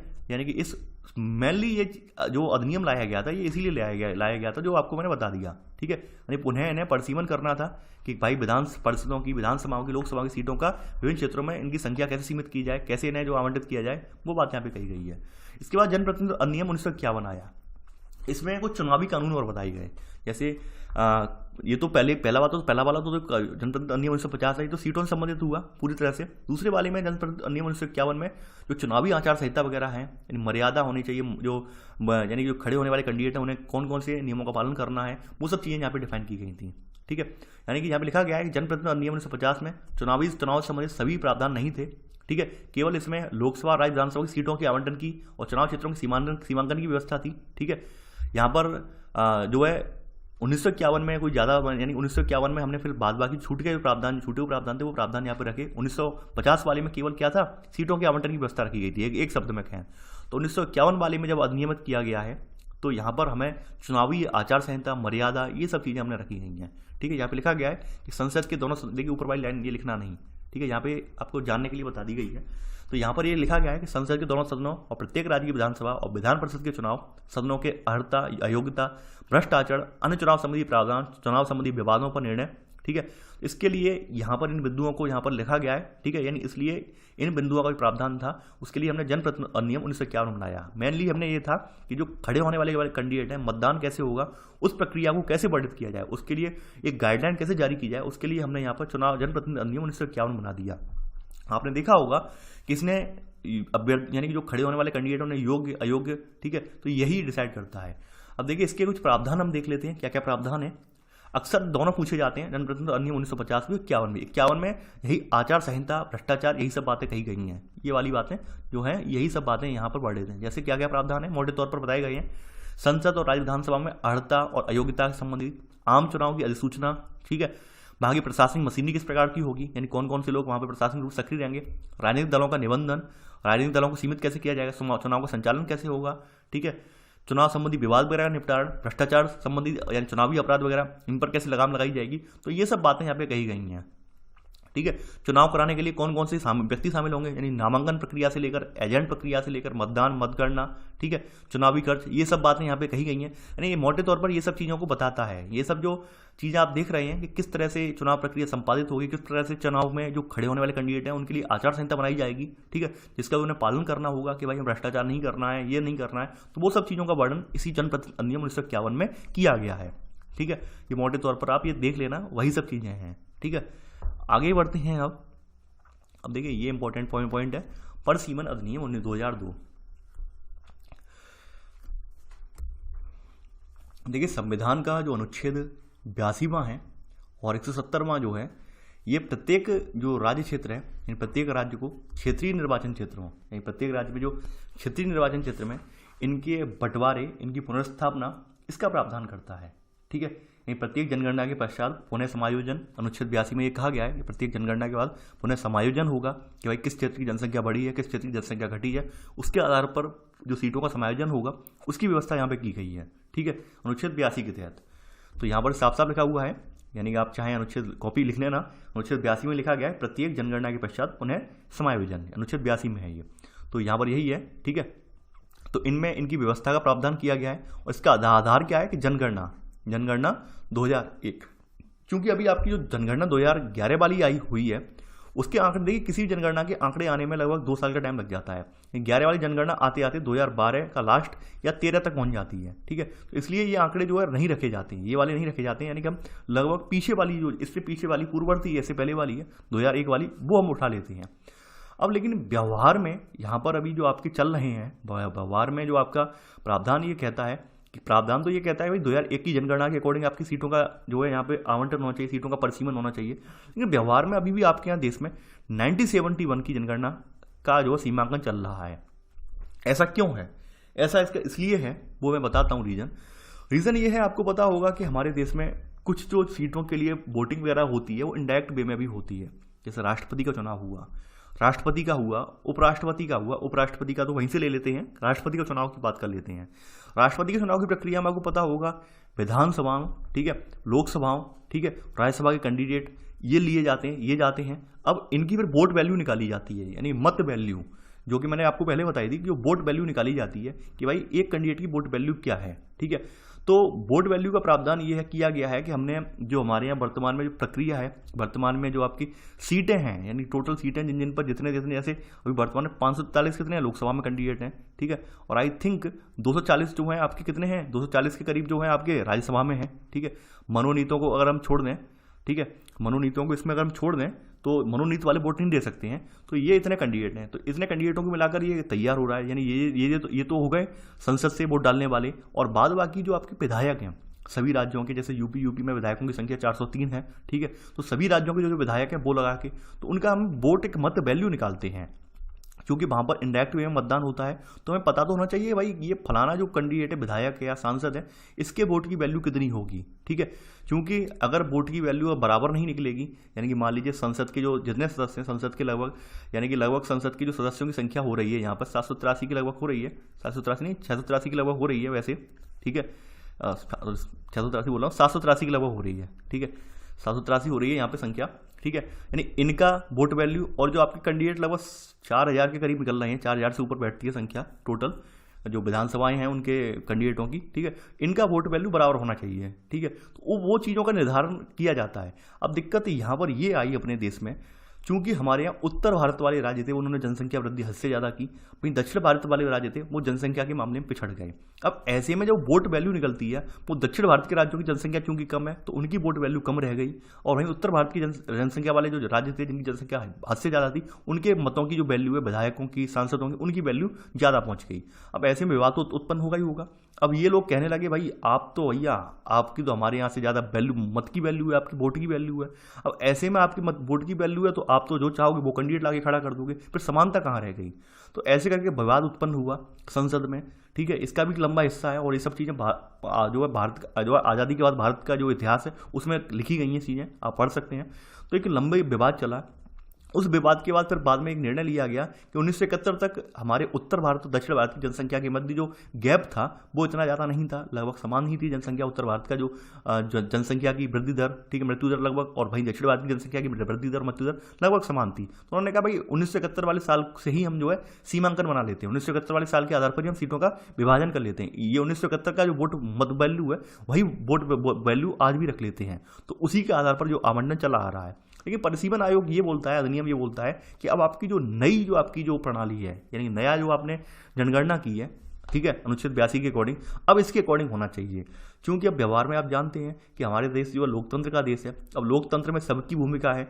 अब व्यवहार में पॉसिबल इसलिए नहीं हो पा रहा है क्योंकि यहाँ पर अगर व्यवहार में पॉसिबल करेंगे तो आप जानते हैं उत्तर भारत के राज्यों की जनसंख्या आज भी बहुत ज़्यादा है दक्षिण भारत की तुलना में, तो ऐसे में वही विवाद फिर से उत्पन्न हो जाएगा। तो हमने ये सब विवादों को टालने के लिए अभी भी हमारे यहाँ 1971 की जनगणना वाला प्रावधान चल रहा है। 1971 की जनसंख्या के यानी इसी के आधार पर सीमांकन का प्रावधान चला आ रहा है 1971 के आधार पर। लेकिन बात जो कही गई है वो यहाँ पर कही गई है कि भाई 2001 वाली जनसंख्या प्रयोग करें, लेकिन यहाँ पर हो नहीं रही है, वर्तमान में हो 1971 की ही रही है। ये बात यहाँ पे समझाई गई है।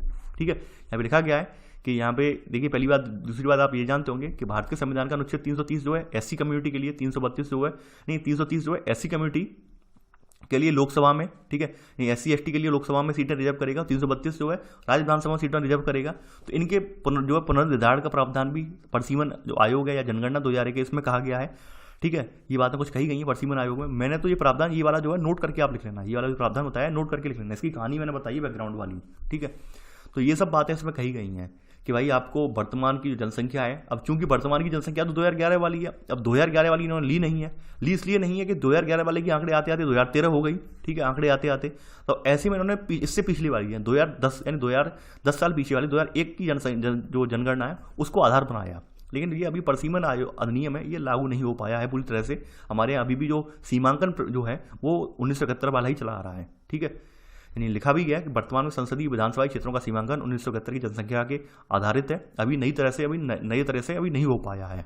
ठीक है, दिक्कत वही हो रही है नई तरह से होने में कि पहली बात वोट बैंक जो यानी मत वैल्यू है वो फिर डिफरेंस निकलता है उनमें, और लंबा डिफरेंस होने की वजह से फिर दक्षिण भारत वाले राज्य फिर से एंग्री हो जाते हैं। उत्तर भारत वाले कहते हैं भाई हमारा तो फायदा ही है, जनसंख्या बढ़ा ही रहो। ठीक है, दक्षिण भारत वाले बढ़ा नहीं पा रहे हैं, तो इसमें अब वो भी बेचारे परेशान हैं। तो यहाँ पर वही कहा गया है प्रस्तावित, देखिए प्रस्तावित लिखा हुआ है सब, तो प्रस्तावित सीमांकन आयोग 2001 की जनगणना के आधार पर अनुसूचित जातियों और जनजातियों के लिए आरक्षित सीटों की संख्या को निर्धारित भी करेगा, लेकिन 1971 की जनगणना के लिए आधार पर निर्धारित सीटों की कुल जनसंख्या को बिना प्रभावित किए। देखिए यहाँ पर सबसे अच्छी बात मुझे संविधान की ये लगती है कि अपने मर्जी से जो चाहते हैं, जो करना चाहते हैं वो उस हिसाब से मोड़ लेते हैं। अब इन्होंने कहने के लिए परिसीमन आयोग भी बना दिया, परिसीमन अधिनियम भी ले आए सन 2002 का, फॉर्मेलिटी पूरी करनी थी। लेकिन इसमें भी एक बात कह दी इन्होंने कि 1971 की जो जनगणना के आधार पर जो सीटों का आवंटन हुआ था, कुल संख्या थी, उसको प्रभावित नहीं करना चाहिए। यानी उसे चेंज नहीं करेंगे आप जो कुछ करना चाहेंगे कर सकते हैं, लेकिन पिछली वाली का को चेंज नहीं करेंगे। तो पिछली वाली को चेंज ही नहीं करेंगे तो फिर इसका मतलब ही क्या हुआ। तो ये सब चीज़ें हैं ना। देखिए एक अभ्यर्थी का मुझे कमेंट मिला कि सर आप आलोचना क्यों करते हैं। भाई आलोचना मैं नहीं कर रहा हूँ, आलोचना ये लोग खुद करवा रहे हैं, मैं नहीं कर रहा हूँ। आलोचना में मेरा करने का मैं कौन होता हूँ करने वाला। यहाँ पे साफ साफ लिखा गया है कि प्रस्तावित सीमांकन जो है इस आधार पर चलेगा, लेकिन 1971 की जनगणना के आधार पर जो निर्धारित सीटें हैं इनकी कुल संख्या को बिना प्रभावित किए होगा। अब बिना प्रभावित किए होगा, पता नहीं अब कैसे करेंगे, वो उनके हाथ की बात है, इसमें ज़्यादा मैं नहीं दिमाग दौड़ा सकता। ये भी कहा गया है कि ये प्रावधान जो है अपना आयोग अपना कार्य पूरा करने के लिए जो है 31 जुलाई 2008 तक अपना पूरा कार्य कर ले। अब ये हुआ है या नहीं हुआ है इसका भी जिक्र इसमें नहीं किया गया है, लेकिन वर्तमान में जो प्रक्रिया भी चली है आपकी चुनाव वगैरह में, वोटिंग वगैरह जो हुई है, राष्ट्रपति का जो हुआ है चुनाव, उसमें आधार जो बनाया गया 1971 की जनगणना को आधारित बनाया गया है। ठीक है, उसी के आधार पर वोट बैंक, उसी के आधार पर वोट वैल्यू निकाली गई है। ठीक है, ये आप अपने शब्दों में समझ लीजिए। आगे बढ़ते हैं, चुनाव संबंधी जो अन्य नियम है इनका जिक्र किया गया है। जैसे बताया गया है कि संसद जो अयोग्यता निरोधक अधिनियम है, इसमें बताया गया है 1959 में ये घोषणा करता है कि सरकार के अंतर्गत कुछ लाभ के पद हैं तो पद धारक संसद सदस्य चुने जाने के लिए अयोग्यता नहीं बनेंगे। ठीक है, यानी कि कोई व्यक्ति जो है लाभ का पद धारण कर रहा है, ठीक है, जैसे 102 यानी कि संविधान के अनुच्छेद 102 में लाभ के पद की चर्चा की गई है, वहीं राज्य स्तर पर 191 में, राज्य में कहीं 191 के पद पर लाभ के पद पर है वो, ठीक है, तो उसे अयोग्य करार दे दिया जाता है। तो वहीं आपका जो अयोग्यता अधिनियम इस बात से उनकी रक्षा करता है कि अगर मान लीजिए आप लाभ के पद पर हैं, तैनात हैं, लाभ का पद आपने धारण किया है, तो भी आप अयोग्य नहीं होंगे। ये अधिनियम ये बोल रहा है 1959 वाला। ठीक है, ऐसे ही एक SC ST जाति जनजाति के लिए आदेश निकाला है, अधिनियम निकाला है। ठीक है, यानी कि सूची में समावेशन और बहिष्करण का प्रावधान करता है। ठीक है, यानी कुछ जातियों जनजातियों का यहाँ पे या विधानसभा क्षेत्रों का फिर से पुनर्समायोजन होना चाहिए, नहीं होना चाहिए। ठीक है, इसमें चुनाव संबंधी में दिल्ली राष्ट्रीय राजधानी क्षेत्र सरकार का अधिनियम है, इसमें कौन कौन से क्षेत्रों को NCR बनाए हुए जाना है, इन्हें क्या क्या विशेष फैसिलिटी देनी है, कैसे चुनाव होना है, ये बताया गया है यहाँ पर। ठीक है, तो ये कुछ जिक्र किया गया है चुनाव के, यानी चुनाव जो अधिनियम है उसके अतिरिक्त चुनाव संबंधी अन्य अधिनियम बने हैं उसके अतिरिक्त ये बताए गए हैं। ठीक है, इनका कोई ज़्यादा रोल नहीं है, केवल याद ये वाला याद रख लेना और ये वाला रख लेना, कोई ज़्यादा रोल नहीं है इनका। ठीक है, अब नियमावलियां हैं ये पूछी जाती हैं, नियमावलियां कब कब निकाली हैं। नियमावली का मतलब होता है कि संबंधित चुनाव से लेकर जो रूल्स गाइडलाइंस हैं, यानी पर्टिकुलर चुनाव के लिए वो गाइडलाइन क्या है। ठीक है, जैसे जनप्रतिनिधि अधिनियम में जो चीज़ें छूट गई वो फिर बाद में नियमावलियां निकाली गई, उस नियमावलियों में लिखी गई। ठीक है, आपने देखा होगा जनप्रतिनिधि अधिनियम 1951 में हमने जो आचार संहिता था वो प्रावधान देखा था। अब आचार संहिता के प्रावधान में भी जो चीज़ें वर्णित नहीं थी, क्योंकि हमारे देश में वकीलों की कमी नहीं है। आपको पता होगा कि वो चीज़ हर चीज़ को बारीकी से तोड़ मरोड़ कर निकालते हैं, नहीं ये चीज़ तो है ही नहीं साहब इसमें, अब ये नहीं है तो छोड़ो ये। ठीक है, ये बात आप जानते हैं, आप देखते भी होंगे प्रक्रिया में वकील जो है बाल की खाल निकालते हैं, तो वो बाल की खाल निकालने से बचने के लिए उन्होंने इतनी सारी चीज़ों को निकालना पड़ा है, यानी अधिनियम भी लेके आए, उसके बाद नियमावलियाँ भी बनाई। जैसे निर्वाचन नियमावली के बारे में लिखा गया है, निर्वाचक का निबंधन पर नियमावली 1960। ठीक है, ये क्या करेगी, ये मतदाता सूची के निर्माण और प्रकाशन के प्रावधान जो है इसमें करती है। इसका निर्माण कैसे होगा, इसमें प्रावधान कौन कौन से रखे जाएंगे, यानी कि ये देखिए आपके यहाँ संविधान में तो आर्टिकल बता दिया गया है 325 कि भाई इस आधार पर लिंग जाति भेद के आधार पर ये आप शामिल होने से रोक नहीं सकते, लेकिन वो तो भाई है वर्णित। उसके अतिरिक्त सबसे इंपॉर्टेंट बात है कि इसमें जो चीज़ें कही गई हैं, कंडीशंस बताई गई हैं, वो सबसे ज़्यादा महत्वपूर्ण हैं। ठीक है, निर्वाचक का निबंधन नियमावली 1960 में बनी है ये। चुनाव संचालन नियमावली, चुनाव प्रक्रिया कैसे संचालित होगी, कौन कौन से अधिकारी भाग लेंगे, कौन कौन शामिल होगा, तो वो 1961 में बनाई गई है। ठीक है, जो चीज़ें अधिनियम में वर्णित नहीं कर पाए थे जनप्रतिनिधि अधिनियम में, वो चीज़ें इन्होंने बाद में बनाई हैं। ठीक है, एक आपकी है समकालीन सदस्यता निषेध नियमावली। इसका मतलब क्या है, इसका मतलब ये है कि मान लीजिए कोई कैंडिडेट जो है राज्य की विधानसभा में भी कैंडिडेट है, ठीक है, यानी राज्य विधानसभा में भी है वो, और वो मान लीजिए संसद के लिए भी खड़ा हो गया, यानी कि लोकसभा के लिए भी खड़ा हो गया। अब लोकसभा का कैंडिडेट भी चुन के आ गया वो, तो ऐसी स्थिति में दोनों जगह थोड़ी ना रहेगा कि भाई राज्य विधानसभा का कैंडिडेट विधायक भी बना रहे और संसद भी बना रहे, ये पॉसिबल नहीं है। तो इसके लिए यहाँ पे बताया गया है कि प्रोहिबिशन ऑफ साइमल्टेनियस मेंबरशिप। ठीक है, इस समकालिक सदस्यता निषेध नियमावली, यानी कि अगर आप राज्य के विधानसभा यानी विधायक हैं और आप MP के लिए भी चयनित हो गए तो आपको कोई एक सीट छोड़नी पड़ेगी, और नहीं छोड़ेंगे तो अपने आप एक सीट निरस्त हो जाएगी। ये प्रावधान करता है। ठीक है, आगे देखते हैं, राष्ट्रपति उपराष्ट्रपति के चुनाव से संबंधित नियमावली बनी हुई है। तो ये कुछ महत्वपूर्ण नियमावलियां हैं जो मैंने जिक्र कर दिया, और बनाने का उद्देश्य मैंने बता दिया। उद्देश्य वही है, जो चीज़ें जनप्रतिनिधि अधिनियम छूट गई थी वो चीज़ें हमने यहाँ पर वर्णित कर दी हैं। ठीक है, अब देखिए आदेश फादेश ये सब देखते रहना, इसमें कुछ नहीं है। ऐसे करके आपके ये 2 चैप्टर यहाँ पे कंप्लीट हो गए। अब चूंकि ये सारे चैप्टर जो हैं यहाँ पर नोट्स से ज़्यादा आपके ये वाले चैप्टर जो हैं वो मतलब मौखिक रूप से सुनने के लिए बहुत ज़्यादा इंपॉर्टेंट है। यानी आप जितना कानों से अच्छे से सुन लेंगे, जितना आप चीज़ों को अपने व्यवहार से यानी अपने आप रियल लाइफ से आप कनेक्ट कर लेंगे, उतना ज़्यादा आप ये चैप्टर आपको लंबे समय तक याद रहेंगे, क्योंकि ये पूरी प्रक्रिया ही आपके इर्द गिर्द घूम रही है। तो अब मुझे नहीं लगता है कि आप ये सब चीज़ें भूल जाएंगे, यानी आपको आसानी से आपको पता चल जाएंगी। यानी चुनाव प्रक्रिया में तो आप बढ़ चढ़ कर हिस्सा लेते हैं, देखते हैं भैया कौन जीत रहा है, कौन हार रहा है, कि फलाने नेताजी ने क्या वायदा किया। तो ये सब चीज़ें तो आपको व्यवहार में है। आई होप आपको याद भी हो जाएंगे, इतना ज़्यादा दिक्कत नहीं होगी।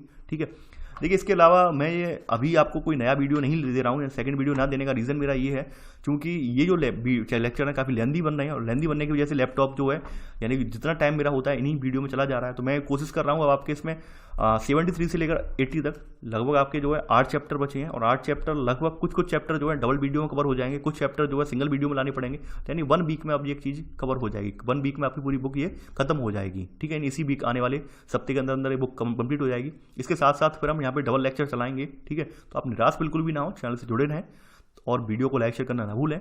ठीक है, चलिए आज के लिए बस नहीं। Thanks for watching. जय हिंद।